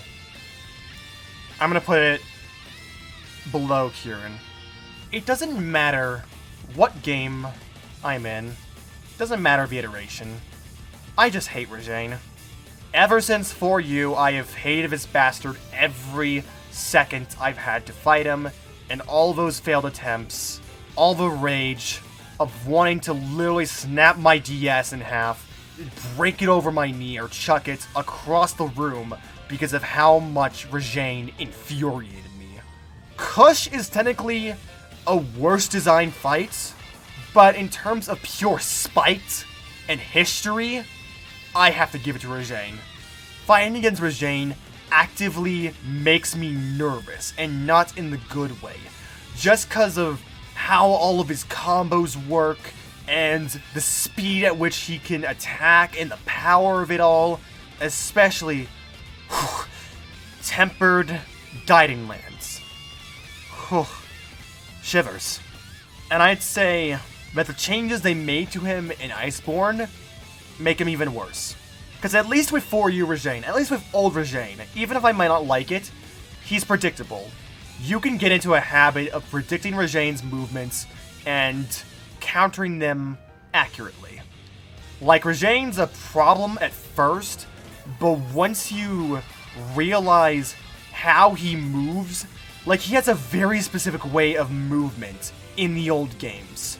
If he back hops, for example, he's going to spin kick. If he Blanca Balls, he's going to stay still afterwards. If he punches, he's, that kind of thing. And with a weapon that can exploit his predictability, he becomes so much easier. I can't say the same with Iceborne. They changed it up with him and made him more spastic and random, which on the one hand makes it a more actively engaging fight. So for a lot of people that might be good that it's less staticky, but on the other hand, for people who are used to the patterns and exploiting them, it's a massive tone shift. And I could kind of see how that would actively fuck over, because I see a lot of people like Rajang because of how you get into a pattern with him. You get into a rhythm with making him fall into your traps rather than running around. Whereas because of the fixes and adjustments Rajang has in Iceborne, that strategy doesn't work anymore. You can still hit and run effectively, like with Greatsword especially, but because of the randomness of his moveset and how not set in stone it is, it's so much harder to make him fall into your traps and not potentially get punished because of it all. I don't know if it's just me saying this out of my ass, but I swear, there's also a randomness in terms of Rajang's speed. For example, I remember and recall distinctly from the live stream where I first fought him. He could do the slowest, most telegraphed beam shoot one moment. And then the next, like a few moments later, he just does it instantaneously, just like that. He does it so fast you can barely blink, and you can barely react to it at all if you're, dare I say, in front of the monster. It's kind of ridiculous. Or alternatively, the spin kick. Sometimes it can be the most telegraphed thing, where it's like, okay, yeah, that's decently slow enough, I could dodge that. But other times, it's the fastest feint on the planet, so it's like, how the fuck am I supposed to predict this? How am I supposed to react to this in time and avoid it? And it seems like it's only for those two attacks specifically. I haven't had as many instances of those, if at all, recently, but it's a distinct memory I remember from that live stream, and it has stuck with me ever since, and I just find that really odd and kind of weird about Rajang that just contributes to my negative feelings towards him. New moves. They added in the ram charge. They added in the fucking bitch slap. I hate that bitch slap so much. It's like the Anjanath syndrome where it's a move that stuns me long enough, but not long enough to get me into a guaranteed combo. It's just long enough of a punch, a slap across the face, for me to look on in bewilderment and be like, fucking really? That's what you do out of everything you could have done? You pimp slap me. Lightly. But it's kind of worse because it also disorientates you, and it goes through Temporal Mantle. It hits you no matter what when it hits you, and it stuns you just long enough to make you kind of freak out, so then you could potentially accidentally roll into the way of, say, a Punch Flurry or a Beam. It's kind of bullshit. And then we have the DK Slam, another random attack. Sometimes I have seen it do next to no damage when people block. Other times, it's a guaranteed death. Other times, people just fucking die even when they have all the guard necessary skills and are at max health. It's like, what the hell? What's going on? What happened? Like, what is the deal with this attack? And why? It's not even like a cool frontier for the camera zoom out it gets. And now, we come to the worst aspect of Iceborne Regine, and the deal that breaks it for a lot of people. The wall retaliation. Tip for everybody fighting Regine. Don't fight him near a wall. Fight him in the middle of the arena, and make sure to account for the distance he goes for when you flinch him. Because if he is even remotely near what can be called a wall, he will immediately grab onto it and throw himself back at you. Even if it's like a fucking branch hanging from the entrance of the Wildspire zone in Guiding Lands. If that's, according to the game, a wall, that's a wall. The game doesn't care if you call bullshit. That's a wall to him, and he's rebounding back in your ass. Admittedly, I like the concept behind this gimmick. It fits with Regine. But the way it is implemented, and considering Regine's playstyle and the way you're supposed to hunt him, it is the worst. It's like that. It's like the fucking meme of the four people on the couch. Regine flinches. People cheering. Regine grabs a wall. Unimpressed faces. Because it's like, no! Come on! Really? And it's only so bad because of Regine himself. Regine is a monster where every opportunity you can get counts. He moves fast, he hits hard, there's not a lot of time to hit him for a lot of weapons, and you're generally gonna have to wait quite a bit for good, safe openings. Otherwise, you're gonna get punished. So why the fuck would you make it so that a monster in which we need to utilize any openings we can and find any openings and just negate an opening? Because the game calls that a wall, even if no, that's not a wall game. Shut the fuck up. It's a joy killer. That's the best way I can describe it. It's a joy kill in every sense of the word.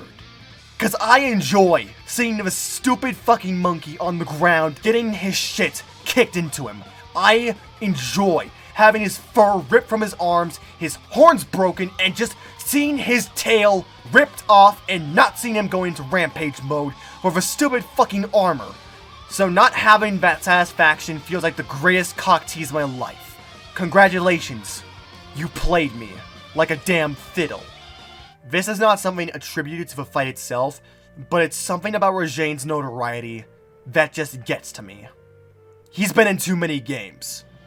Now, this sounds ironic, considering I'm the fucking guy that likes and rides the dick of Zinogre, who has been in every game since Free Ultimate and Portable Third. Here's what I mean, though. Rathalos might be in every game, and it might be annoying, because he's the flagship monster. But they have done away and reduced the necessity of fighting him. You can go through a monster game having at least one key Rathalos quest, and that's it. It's not required to fight him ever again. Regine, on the other hand, doesn't work that. Anyone remember the Kill Quest system? Anyone remember that? How you could go out into the Everwoods and get a randomized set of monsters for a specific quest after coming back with randomized rewards and levels that you can level up for better rewards and stipulations that will be added in the farther you got. It would get harder. It would be a tempered, maybe a new monster just invades in. It was a cool system. But then Rajane attacked. And then it didn't become a matter of how cool and varied this system is, how many options there are for customizations in Guild Quest. No. You want to know what it became? It became what's the statistically best relics you can get out of this system. Double Apex, level 140, Rajane. There was no question about it. Relics from those quests were the statistical best weapons and relics that you could get. There's no denying it. You can't. It's pure fact. So with that in mind, then you had everybody scrambling to their feet and hunting those kind of quests all day long.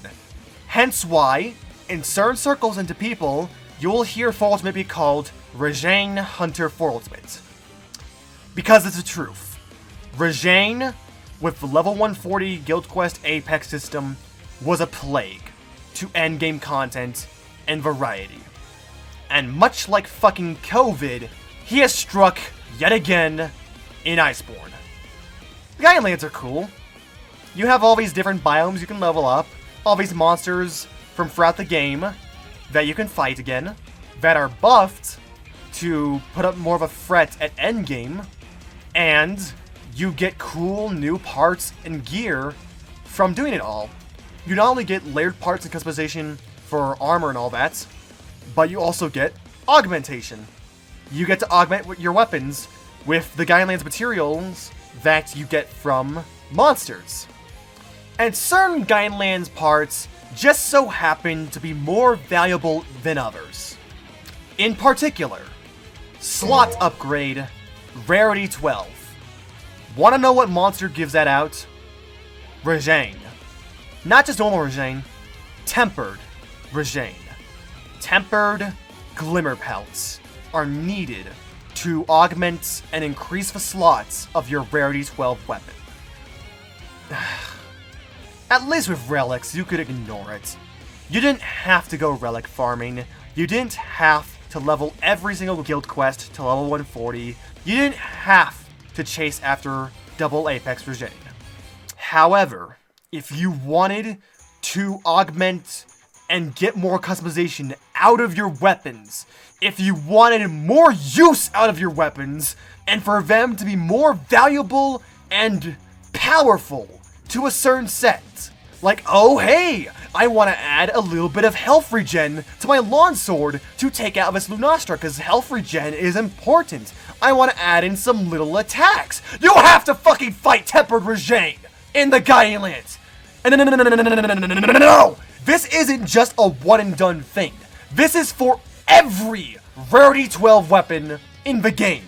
This isn't just like a sword shield, a longsword, or even a greatsword. No. It's every single rarity 12 weapon you have even the slightest, foggiest idea of having some use for and wanting to augment it like a sensible human being. You have to go back to the Guidelands and pit yourself against more tempered Guidelands Rajanes, which can drop a varying amount of tempered glimmer pelts from the shinies. Because once again, you only get Guidelands parts from the shinies they drop.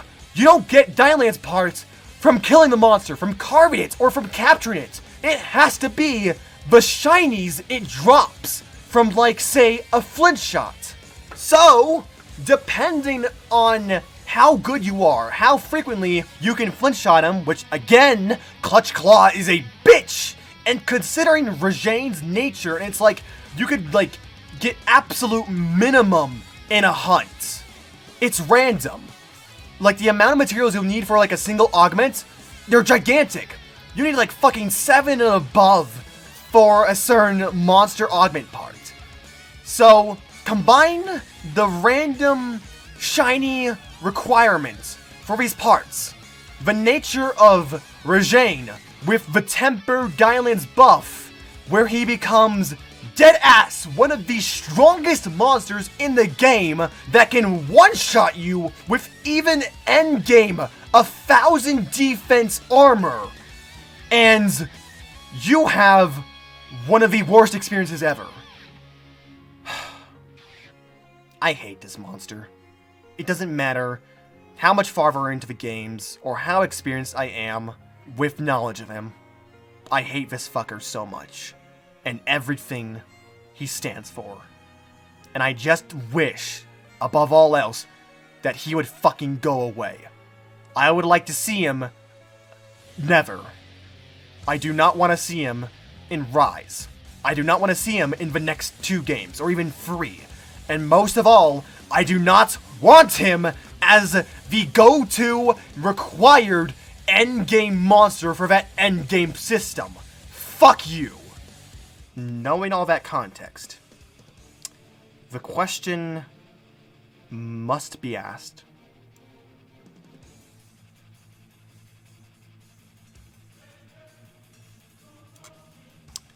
How the fuck is Furious so good? How did they change it and actually make it fun? Let me be clear about this. Iceborne Furious. Old Furious is like old Rajane. I still don't like it. Iceborne Furious I can dig with. I can dig with this monster. Let me word it like this. It does Rajane's whole gimmick, the whole pace of the fight, better than Rajane. If Rajane is a monster that is defined by picking your moments and utilizing any opportunity you can and making opportunities, then Furious takes that and just harnesses it to its full potential. Whereas base Rajane fucks it over with shit like the random speed and the wall bullshit. Furious has barely any of that. All of his attacks, all the new ones, are made in a way where they have plenty of wind-up, plenty of tells so that you can see it coming, and they also have strategy. They leave Furious there for long enough where you can close the gap and punish him. Every attack. Let me list them off. The Sky Blast. A little bit of a nuisance to dodge from, but that's only if you're dodging away. Instead, dodge closer to where he shall land. Because then he lands, you're completely safe from the bullets, you didn't have to worry about dodging away from them, and not to mention, you're close to Rajane, and you don't have to worry about those electric mines that explode and being hit by them. You're close to him, now get that hit in, and then back away and let him do his next thing. The Hand Shock. It's only exclusive to one hand, one side of his body. So, as a result, there's a couple of ways you could do this. You can just completely stick to the other hand. Stick to the other side of that body that isn't using the ground pulse, and then punish him. Get some hits in while he's doing it, because he's in that animation for quite a bit. Or alternatively, very riskily, but it is possible, go in the in-between of the ground pulse. There are safe spots you can roll into in the ground pulse where you aren't going to be hit by it. And because of these new attacks, they're so frequent, they help build up the damage and you get loads of opportunities to hit him. And it's like also even just basic ass combos that he has that are changed around. Like him charging the knuckle crack, flipping and dipping over the arena, and then ending it with a beam. It's like, once again, like Kieran. You have to wait a bit for that moment, but you will get that moment. You will get that moment that rewards you for your patience. Not like with Rajane where, no, I just, blah. With Furious, you have to have a plan, a strategy, know how to exploit those attacks of his, the openings, and you can ultimately punish him. You are rewarded for your patience, and more importantly, for your knowledge and understanding about the monster. And that is a key aspect of Monster Hunter and its design philosophy. And Furious does that to a T! Oh fuck, how did I fucking forget this? I guess another point to add on to Rajane and why I hate him. Rampage mode. Smallest tail. Good luck hitting that. The mechanic for getting him out of the stupid armored arm mode is the small-ass tail, which barely any weapons can hit. And it's like, even then, no. Why? You're a hammer. You're going for the head. Don't go for the tail. Meanwhile, with Furious, they changed it. He has no tail. So what do? Make it his head. And making it his head makes it so much easier. First of all, it's a bigger part of the body than the smallest tail, and more importantly, it's a part of the body that more weapons are going to prioritize and is easier to hit. Hammers are going to be able to hit it. Greatswords are going to be able to hit it. Dual blades are going to be able to hit it. Every weapon can hit the head because of its size and placement on the body, and just because of how Furious's attacks work. It's so much easier to knock him out of Rampage with the head as the main focal point than with normal. Exactly, this is what Rajane should have been.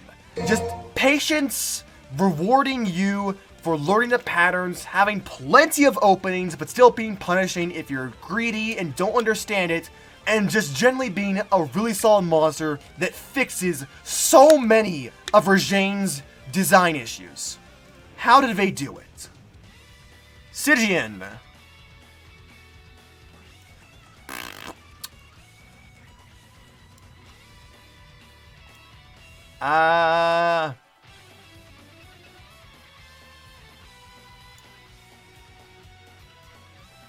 Behind Seething, Savage. Yeah, that feels about right, actually. That feels about right. I already covered this guy in a time jump episode, so if you need more clarification on my points and why I like Stygian Iceborne, go watch that video right now. Go watch it if you haven't already. I like the different take on the orbs with the Dracophage bugs, rather than having it be the fucking random ass for you, just I do whatever the hell I want patterns that just made me dislike Stygian and for you so much. They now act more like placement disruptors that strike down lightning after spending a few seconds floating there. And I dig this approach a lot more than, again, for you's version. It feels more natural with Stygian's moveset in this game, and I'd say I like it more than Freeuse, because I know Free Stygian is kind of a Chad, but I do like it more than both, because the homing orbs can be really annoying. So having this change makes me really like it. I like the differences between him and old Zinogre in combo structure. Like, he has the new claw swipes and combos. He has all the unique cool setups for the Dracophage bugs, like the lightning waves that follow one after the other, the patterns that follow to you. Oh, hey, must die. How fitting for this fucking edgy wolf. And everything else. He has the fucking Psycho Crusher ultimate. That's a cool-ass ultimate and a nice way to twist the Zinogre dunks and change and modify them while also keeping that intact. And it's also, Stygian looks really good like Zinogre in Iceborne, especially when he's all charged up. He has got like the red Sif lightning, even like a small dragon effect like with Savage Joe's head around the arms. And yeah, I don't know what else I could say about Stygian that I haven't already said in my time jump episode. Iceborne made me really appreciate Stygian a lot more, and I really do like him. I guess while we're on a train of subs and versions, Raging Brachydios. Raging Brachydios. No questions. No questions about that, honestly, to me. Brachydios is already good as hell. Raging, whole nother tier. Funny fact, I never used to really like Raging back and for you all that much. Mainly because of the way the slime worked on his body, and how it would just instantly explode the moment it started blinking. So you had very little wind-up and time to prepare and run away. And it's like, that slime does a lot of damage, so not having as good of a wind-up and runaway time definitely suffered it, made it suffer. But they fixed that. The slime still is active on his body, but now they make it way more fair by having a little bit of time to evade once it drops down, and it actually drops down to the ground. It falls from, like, his arm, his tail, his head. It drips down to the ground, and then becomes active. It doesn't explode immediately, and that's a very welcome addition. But besides that, they just get Bracky on steroids, and make him do everything Bracky does, but more. Plus some new things, like he does the 3 times locomotive with his head where he follows you, and then the third one, it kind of U-turns a bit. He does the tail slam where it doesn't look as awkward because slime drips off of it now. I rarely see this attack, but it's the area-wide attack where he roars outside the final zone and slime just gathers everywhere. It's a very rare attack. I rarely see it, but it is there and present, and it's a cool looking attack. Yeah, he feels like an Elder level threat. Once again, like Goldian and Silverlos, he actually feels deserving of an Elder level threat. He kind of already did back in base world, but that was, or a base for you, but that was again because generally of like high damage visibles, the instant explosion slime. Whereas like this one is like, oh boy, yeah, this is an Elder level threat. But that isn't why Raging gets onto Fantastic. Oh no, sirree. The reason he gets this high up is because of that 4th phase. That last phase completely sells Raging Brachydios and escalates him all the way to the top of the tier list. Just as soon as you enter the arena, he starts Muda rushing and punching the floor, covering it all in slime, and then he just expends all of his energy to close off the room, overheating his body and the room as a whole, making basically the volcano and heat and lava underneath the floor active. He makes it active by punching it. And then he's all charred and black and destroyed and fucked up, but he's still got like a death grudge against you. So then you have hell in a cage. And then the music kicks in. Like, I didn't really like base Brachydios' music in World. It felt a little odd to me. But holy shit, Raging's theme in that final phase is so damn good. And just the entirety of that final phase with how he completely changes up the fight with his slime and makes it more like an active, looming threat at the back of your mind. It's not only an active heat pad where it does active tick damage to you as you stand on it, but it's also a looming threat, knowing that later down the line, he's going to trigger all that slime he's already set down, and the place is going to explode.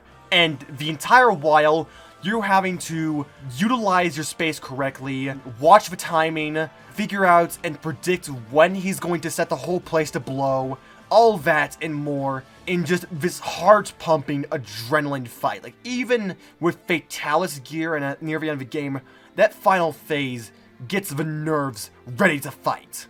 Like, you are ready to take down the heavyweight champion.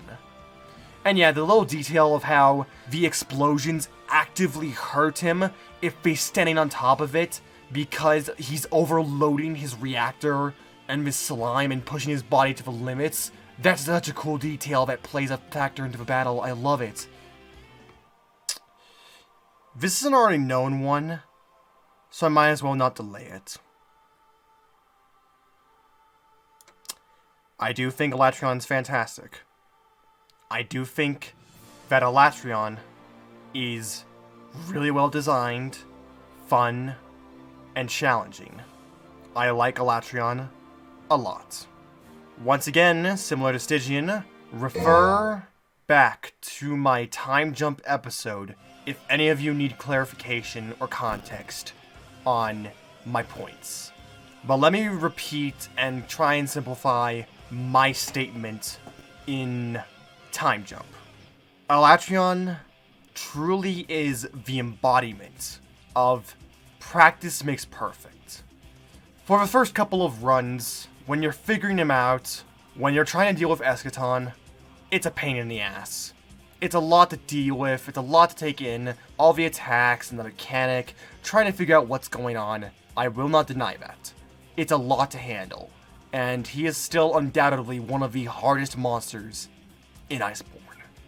However, the moment you start learning the fight, understanding his patterns and movements and the openings you have on him, understanding what needs to be done and how you all play into this, it becomes one of the best fights in the game. And I know people hate this monster, and I could see why, but honestly, the process of learning Alatreon and the reward that came off the heels of perfecting him just makes me overlook all that. All the pain, all the suffering, all the potentially aspects of the fight. It just makes me overlook it entirely with how fun it is, even now, refight through and get reaccustomed to, bob and weave through all the attacks, close in the gaps, understand the attacks, dodge through the lightning waves, dodge through the ice pillars, stand underneath him for the fire spin, clutch claw onto him after he does the stomps to get him back down onto the ground, and all of these other moves that just harmonize together with his central focus mechanic and the tempo of the battle, from the horn break to the elemental weakening and the elemental shifting and the advantages that certain elements have depending on his phase. It all works so good together. It's nigh perfect. Even though there are some finicky aspects of the fight, mainly the only one major drawback I can think of off the top of my head for Alatreon is Clutch Claw. Clutch Clawing and flinch shooting Alatreon, especially into the only 3 pillars around the arena that count as walls, is stupid hard. It's so finicky in terms of his hitbox, and if the game is even going to constitute that as a hit. Like, when I enter in, I get on the temporal mantle before entering, and I try and roll through the roar, have him be dead center with the pillar most behind him, and then I hit him twice and then shoot. I try and always do that, but even when I'm sure it's dead center, that it's going to hit it, nope, doesn't hit it. And that sucks, because those flinch shots are massive opportunities for damage. It's still very much possible to perfect the check and break his horn in time before Eschaton, but it's just so much harder. It becomes way more stress-inducing without that flinch shot, without that guaranteed downtime to weaken and tenderize and deal some damage. I will admit. But that is, like, deadass the only definitive complaint I can have with Alatreon. He is just that good of a monster. I want to move on to Safi. And I don't know how controversial this would be. But what I'm thinking is placing Safi behind Xeno. And here's my logic for it. Safi is held back by the siege system. The siege system is something that massively impacts the way you think of the fight. And I want to make this clear. I do not hate Safi. In fact, I like him. And I want to say this right now. Safi's fight is at its best in the 3rd phase. If it was just the 3rd phase, that goes into the fantastic tier. Just how everything escalates and how Safi grows more powerful.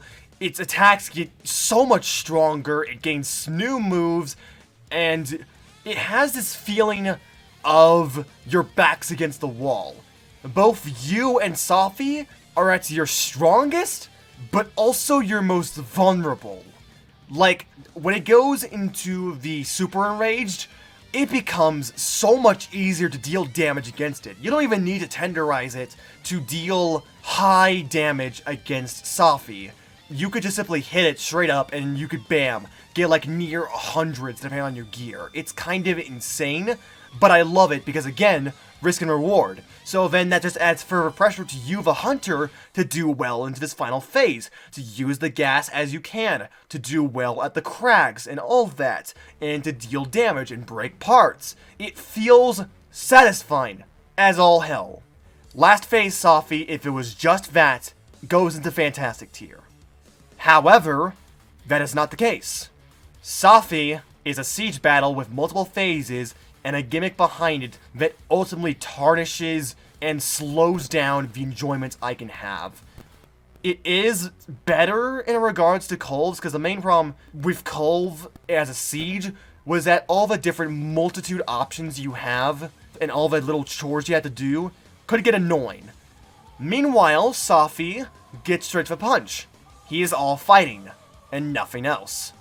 And on the one hand, I appreciate that because it's less chores to do, but at the same time, it's also a problem because depending on how long Safi's siege drags on for in terms of the energy levels, that can also be a hindrance.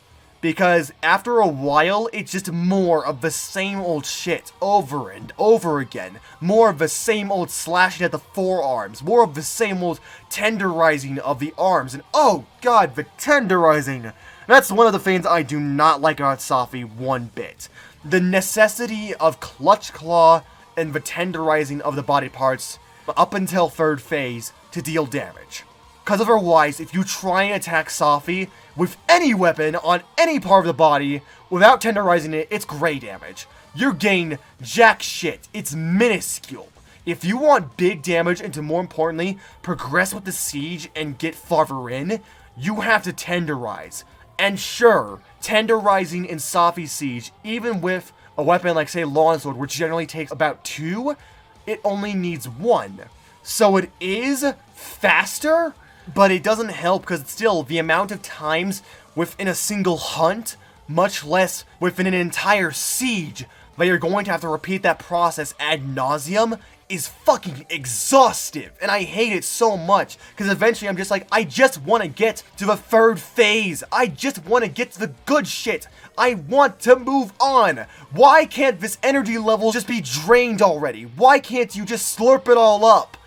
And it's like, that's the thing. After a while, everything just wears down on you. Even if it's cool, even the Starfall and the cool tracking she does that requires you to kind of bait her out before you turn the other way. There are things that can help you, but it's very hard to do that with the rocks in Area 1 and the nets. And it's like, also, I will say I do not like the slams from Safi. I understand and appreciate giving a monster coverage and actual attacks for blind spots in comparison to like Gore, where you could fucking stay under him for like 90% of the fight and be completely safe. But the amount of slams Safi has, especially that pin slam, annoys the shit out of me. Just because of how easy it is to get hit by that attack when you're trying to clutch on and tenderize and weaken body parts, when you're trying to be busy bobbing and weaving between one leg to another. And I think I also hate the pin so much because it just wastes time. It's like sometimes it'll be a guaranteed death combo if you get hit by it because of Safi. Other times, she just does nothing. You're just left there lying on the ground, trying to scramble and mashing buns, trying to slinger ammo. Also, by the way, slinger ammo does nothing. Not even crystal bursts. You can't stun or flinch her if you're on the ground, if you're in the tight bind. If you need to heal and get out of it fast, you can't do it. Fuck you. That doesn't work, so that's fun. This is why I also waited longer on doing this tier list for some of those of you wondering, because I was waiting specifically for Safi to come back and solo the entire thing to see if there would be any difference between when I previously tried to solo it before patch and after. And there is a slight difference. In my first hunt against new patch Safi, I was able to get to Area 2 way faster than before patch. In before patch, I had to wait until the second hunt to even get to Area 2. So it's more noticeable, but the problem is they only nerfed Safi's total health in a hunt. It has gone down from somewhere around 60,000 to 40,000, which that's still a fuck ton. You practically have to play perfect and just accurate as all hell, do the boulder traps, do everything in order to win the fight in one hunt. The patch did not change the energy levels. And that's the thing that matters when it comes to Safi's fight. The energy levels are what matter, not the health. Because it's like, yeah, sure, some people are going to be able to do full energy runs, but it's like, that's a very small minority. For the most part, and for the majority of people, they're going to have to spend still hours and hours and hours draining the energy bit by bit until they can get to that third phase and kill the beast. And once again, third phase Safi is the best part of the battle. If it was just third phase, it would be fantastic, but once again, it's the rest of the fight in the siege format and the energy that drags it down to only good. And that's why I put it below Xeno. It's like Safi is an evolution of Xeno. So I think it's only fair in comparison to compare the original and the new to each other. And I'm sorry, Xeno, especially AT, maintains and gives me third phase vibes throughout the entire fight, and generally can keep my attention more than Safi. Fatalis. People are curious about what I think about Fatalis. And what do I think?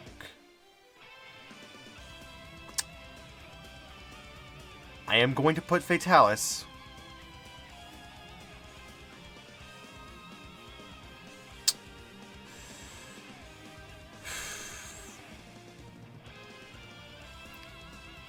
top of grades. Top of grades. That sounds about right. So once again, there's a difference between hard monsters and annoying. I hate annoying monsters. I am fine with hard monsters. And as the supreme endgame boss, as the final challenge, Fatalis does a fantastic job. I am not even upset that they made him this hard. I am happy for it. Because Fatalis pre-Iceborne was a fucking disappointment. Gen 1 and 2 version, trash. Utter trash in terms of design. Gen 4 iteration, trash in terms of disappointment. And even then, there are some major annoyances I have with Fatalis. So to see a version outside of Frontier that is able to live up to the legend of Fatalis and accentuate it through gameplay, major props there. Major props. They finally made Fatalis a credible threat that is worthy of being called the Black Dragon. And the fight, for the most part, is so well designed. It's hard in all the right ways. The attacks are fair and balanced. The movements he has are properly coordinated. The openings you have are nice and opportunistic. And it feels like a Latreon in which practice makes perfect. And also a bit of Furious Regine where you utilize any opportunity you can get to harm Fatalis, especially with breaking his horns. That's the #1 priority at all times. And I like how, with Fatalis in this game, there is actually strategy that needs to be implemented. Because very much like Lunastra, if you try and go into Fatalis' fight Unga Bunga like any other monster, you're going to get your ass handed to you. It's not going to work. You have to plan around Fatalis, how he works, the various states of being on all fours and being bipedal. You have to work with his various flinch states. You have to actually work with the artillery around the arena, and you actually have to think around this deity. You have to be smart. I don't even think it's cheap to do that strategy of Gillimantle at the start of the battle, cannons at the beginning to stun him. I don't even think it's cheap. I don't have a problem with doing it. I think it's completely fair game considering the monster that Fatalis is and just how hard he is. You need that strategy. You need that cannon damage. You need that stagger to deal more damage against the head, to tenderize and weaken parts of his body. You need to do that to let him be on all fours afterwards, so that way, when he gets back up, you can flinch shoot him into the cannon platforms and deal massive damage to the head. You need to do all of this, and you need to think and have a strategy. And of course, it helps that Fatalis is a credible threat. He has powerful moves and surprisingly speed to back up that lanky small frame. And then come the flares and the phase transitions, and it just, oh, it's so good. I love how it's just a gradual escalation to absolute fucking redonkulous frontier level, especially in that third phase. I think that might have been, and still is, one of the most intense and nerve-wracking hunts in the entirety of Monster. The only thing that I can think of that gave me that much of a heart attack might have been Guanzarumu. That's saying a lot. Because in third phase, even with a horn broken already, he still does so much fucking damage, and his attacks are absolutely insane with the area and coverage they have. But it's the good kind of stupid, you know? And the feeling you have when you Dragonair the bitch in the chest, and for the first time, for one of the icons of the franchise, proof of the hero plays, you are unstoppable. After 15 years, proof of a hero finally plays for Fatalis. And the feeling you get when you finally defeat him, after hours and hours and days of fighting and learning it, and understanding the health gates on his Novas, there's barely anything like that. So then, if I'm saying it a lot like Guanzarumu, why don't I put him in Fantastic? Why do I have Guanzarumu as my favorite monster of all time, but Fatalis is only in top grade? A couple of reasons. They are very small reasons, but they are enough to hinder Fatalis. One, and everyone's gonna know this after watching my stream and watching that video. The fucking retaliation. It beats out Namiel as like the most unfair retaliation in the entire game. Like, once again, coming back to my Safi problem with Slam and the pin state, and now, oh hey, it's not just a slam that inflicts the pin state, but it's a retaliation on top of it all. Oh, what's that? You broke my chest? Congratulations! How about I punish you for breaking a damn part, for making progress on my fight, and pin you down with my fat ass, and make it unavoidable, potentially, to just fail the quest. Like, deadass, we did not deserve to lose that quest. That was bullshit. We should have won. We deserve a win in that run. But no, a retaliation just had to come the instant after that chest break, and had to fuck us all over into an unblockable, unavoidable combo, and we failed the quest. That's actual bullshit. That's poorly designed. And you wanna know the worst thing? It's random. It's fucking random, whether he does a retaliation or not. I have had instances where I break the chest, nothing happens. I am completely safe. Other times, no part break, but no, fuck you, I'm gonna fall on over. That's the main factor. I can't, in all honesty, put Fatalis into Fantastic, knowing that there is that random of an aspect to the fight. Knowing that there is an attack like that that can completely ruin the hunt and get you a game over. Other things. Luring Fatalis over to Vajrayanator is a pain in the ass. Sure, Vajrayanator has a gigantic reach to it. It can extend over to like the top middle of the map. But if he isn't in the top middle of the map, or if he's in the sides of it, good fucking luck luring Fatalis over close enough to where even one Draganator can hit him. Especially with third phase and just the power of his attacks, where in which even with horns broken, they are near one shot. You can easily die and fail trying to lure him over, and ultimately, because of a strict time limit, the 30 minutes, you are wasting time if you potentially die and try luring. Oh, it's a time waster. It's not just the fact that it's painful to lure him over and he just doesn't come over and he snipes you, but also that it wastes time. And the third thing, in a similar vein to luring Fatalis over to Vajrayanator, is luring Fatalis over close enough to walls. Granted, flinch shooting him while he's on all fours does make him go quite a bit of distance. That being said, I'd still like to feel completely confident and close enough to a wall and not just bet on clutch claw flint shot fuckery and then be cucked over potential damage that could have gone towards the head. But again, luring him over if he's not exactly close enough as I'd like is an absolute pain with his arsenal, and more importantly, because of the multiple phases he has in terms of standing up, you can ultimately just get cucked out of that opportunity. Like, let's say you shoot him down to be on all fours, but then you're spending time trying to get ammo and find an opportunity to clutch claw onto the head and shoot him into a wall, or alternatively just lure him over to a wall. You're spending all that time, and then bam, he stands back up. So, fuck. And I'm gonna make a comparison right now to understand my feelings about Fatalis for those of you who've played Hollow Knight. Fatalis suffers from Absolute Radiance Syndrome.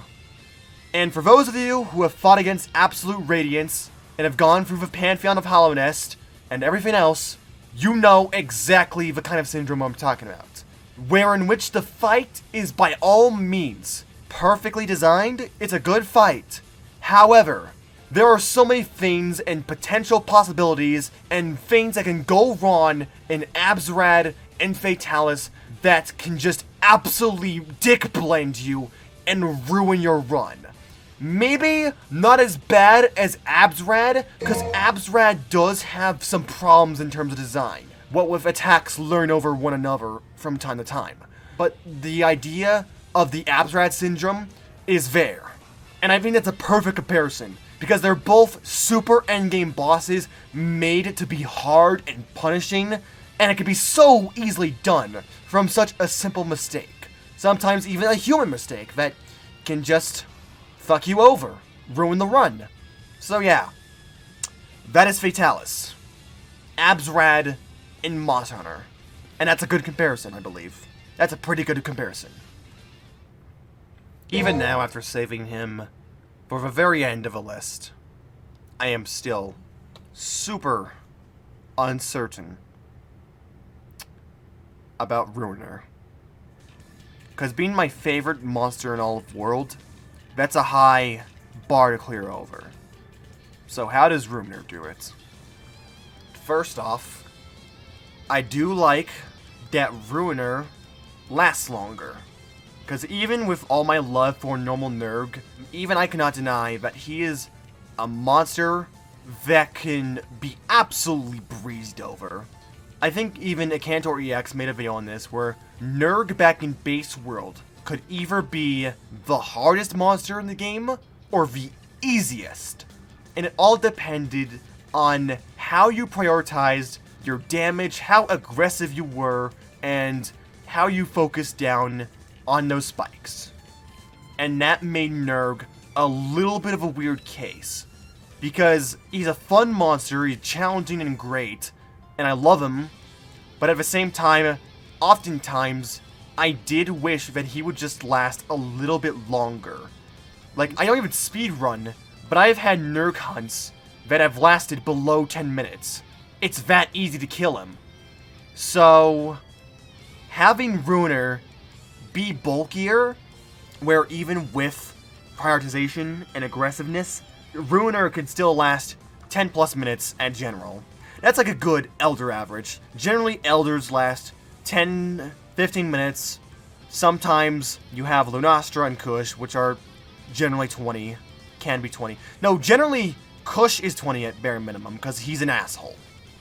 I will say, also, that even if it is a bit of a small change, I like the look of Ruiner. I like the small changes they gave to him. Nerg was already a spiky boy, so what do? Make him more spiky. Make him more of a darker hue, more metallic, add in the little silver spikes, and give his horns a little 18 Nerg treatment with the different coloration and making them shinier and black. I love his render with the little arm stretched out, and I like the concept of a battle-hardened Nerg. A Nerg that is very much still a berserker, but isn't as gun-ho. It's wizened up, it's learned over its countless battles and scars, and it has forethought put into its attacks. I mean, as shown by those cutscenes where it intentionally waits for Shara to be weakened, for it to heal itself before it lands the killing blow. The metal spikes help in making him more durable, how they grow over time and increase his health, his overall firepower, and the fact that the silver spikes are harder to break. Ruiner still keeps the thing I like the most about Nerg, and that would be the pacing of the battle and the motif and theming of aggressiveness and how it rewards you with it. And Ruiner still keeps that by still being aggressive, rewarding you with the part breaks, the trip overs, and in a new way with the silver spikes by reducing the overall power and spread shot range of them once they are broken. They get harder to break as time moves on into the fights. Like the lower health he has, and the longer you wait on dealing with them, the more of a problem they're going to become, and the longer it's going to take to eventually break them. I like that. And I do like the flair and pizzazz given to many of his attacks, and the ruthlessness on them. I like the drifting, and the wing brushes, the spike launches. I will say one thing I don't like as much, and that would be the lack of a dive bomb. Nerg's dive bomb was really good and iconic, not just in terms of how much it killed people, but also with how much of a wind-up it had, and how it reset the cycle. And that's what made Nerg's cycle work so much. You had the aggressiveness, the breaking of spikes, and then eventually, later down the line, he would dive bomb, remove all of his spikes, and get a clean slate. And it also looked cool. It had a nice pacing and movement to the attack. I don't feel the same with the new dive bombs. The new dive bombs feel way too fast in an animation sense, where there's little to no build-up for the attack outside of like him roaring and coming down to the ground. It feels kind of like a blur. And more importantly, for the speed at which he goes, and with the crystal spikes, it doesn't have the impact that the normal dive bomb that Nerg had did. It doesn't matter which dive bomb we're talking. The hands ones were its specific side, or the head ram. The head ram is a bit better in terms of impact, but it does the annoying pin shit, as I've said before, with a slam kind of move. And it has this problem most of the pacing of the animation just feels whack and a little too fast. I just wish there was a little bit more wind-up and like animation put into the dive bomb. More power put into it in generally. I will say there is one definitive aspect of Ruiner, one attack that is just not fun, and that would be the no wind-up slam. I understand and probably get the impression that it's supposed to be, oh, a react preemptively move. And I mean, I like reacting preemptively as long as it's done correctly, but it doesn't feel like the case in this scenario, where it's just a random attack. I have had instances where he exits the animation out of an attack, or like stands still, and then immediately cancels it into the no wind-up slam. And it's annoying. And I'm like, okay, what the hell? Why did that just all of a sudden happen? Where was the wind-up for it? Where was the tells? Why did he just do it then and there? Is it a proximity thing? Is it like, you're too close to me? Is it a get off? No, it isn't. Even when you're not extremely close, it's still a thing. Even on specific parts of the body, it's still a thing. Even after specific movements, he just does it. It's just random. It's just a move he can feel like whenever he wants to pull out of his ass. And I don't like that. You can kind of preemptively dodge it, but it feels very much like a luck kind of thing. And I'm having to contemplate all of this. But then I also have to remember, generally, I have fun with Ruiner. I legitimately do. I have fun and enjoyment with them. And I enjoy the fact that I can have the Nerg experience of being fast and aggressive and being rewarded for it without completely destroying the monster.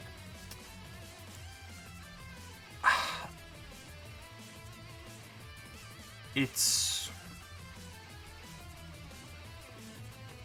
does have some design problems. It does have some iffy things. It has some preferences to base Nerg. I don't...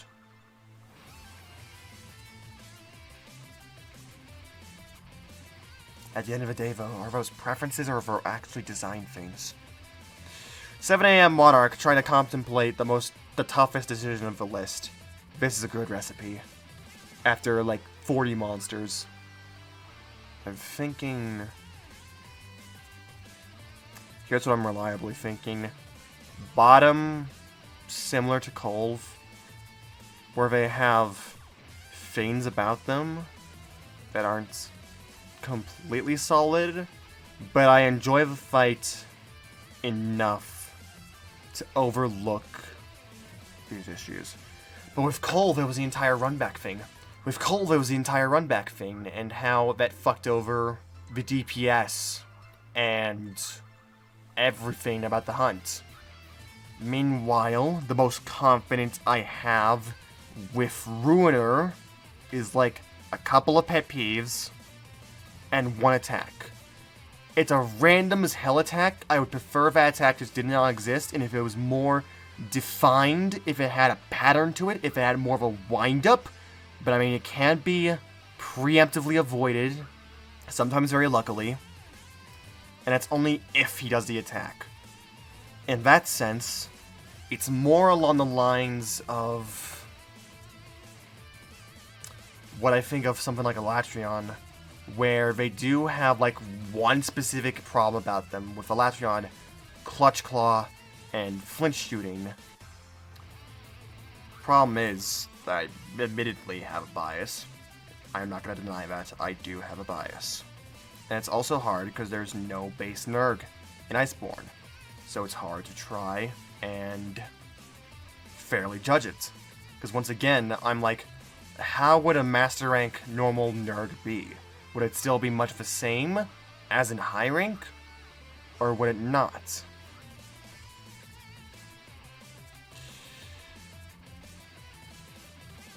Oh,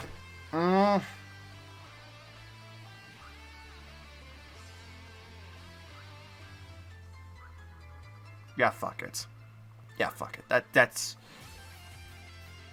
what I'm thinking. That's what I'm thinking thus far. I'm gonna get shit for this. I'm gonna get shit for so many things on this list, but whatever. Whatever. I don't care. I'm just glad to be done with this after 8 hours. Holy shit, has it really been 8 hours? So, one more look. Bottom of the bin, Rajane and Kushala. Yeah? All these monsters make sense. These monsters make sense. These monsters make sense. I am fine with these monsters and the placements there, considering what we are given in Iceborne. I agree with this. I don't see anything that could change. Kulu stays up there because it's Kulu. That's his throne. Even disregarding memes and all that, I love Kulu. And this looks solid. But yeah, no. I'd say that this is a pretty good idea of what I think about the monsters in World and Iceborne. Could things change? For sure. That's just what time does to everybody. And our views on things. Not everything is static and permanent. It's fluid like water. And it's, things can change. That's just how things are. So there's no guarantee in a game or so, or even within the next few years, that I'll think the same way as I do. Because again, iterations of monsters depend on the iterations, and just how we are as people can impact what we think. And I think that's worthy to note. But as it stands, I feel that this is accurate to what I think. Iceborne and World were the great steps up in the franchise, especially in terms of subspecies. Like, Free-U was the first big jump in terms of subs, where we started getting monsters like Glacial and Nactor. 4U started expanding upon that with monsters like Shroud and Scylla, Tiger Stripes, Amtrios, all that. And now in Iceborne, we have had some of the best versions of a monster, new versions, that have completely changed from the original, like with Acidic Galavitus, Kuru-Ya-Ku, versions of old variants that have completely done makeovers, like Goldian, and Raging Brachydios, and Savage Joe, and Stygian Zin. World and Iceborne have been the best games when it comes to remaking old monsters for the better. And that's not always a guarantee. You can have monsters like Lavasiothe, Uragaan, Garugas, Visfree, and generally all that. There's no guarantee. But when a monster in World and Iceborne have been maked over to the best extent, you get monsters like Fatalis, Alatreon, Goldian, Raging Brachydios, all those, and more. I honestly believe outside of Frontier, World and Iceborne have given us some of the best fights in the franchise to date. And with the all the new monsters Rise has, I'm looking forward to see what Rise does and if it's going to escalate the bar any further. And I guess because I've been doing this for World and Iceborne, you bet your ass, I suppose, I'm going to be doing yet another one of these things for Rise when it comes out and when it's all done and updated in terms of monster roster. That's going to be a thing. Oh boy. I have set up my grave and eventual death by doing these tier lists and the stress that they will give me. But, these have just been my thoughts and impressions of these monsters and what I think of them. And I'm curious to see what you people think in the comment section below. What your placements would be, and all that. I would love to see it. And all the discussions that could come from it. Now, if y'all excuse me, I'm gonna get some good-ass sleep. I have been the Monarch of Dragons, and I hope you all have a fantastic day / night, wherever you live. Peace, and Kulu's Fold.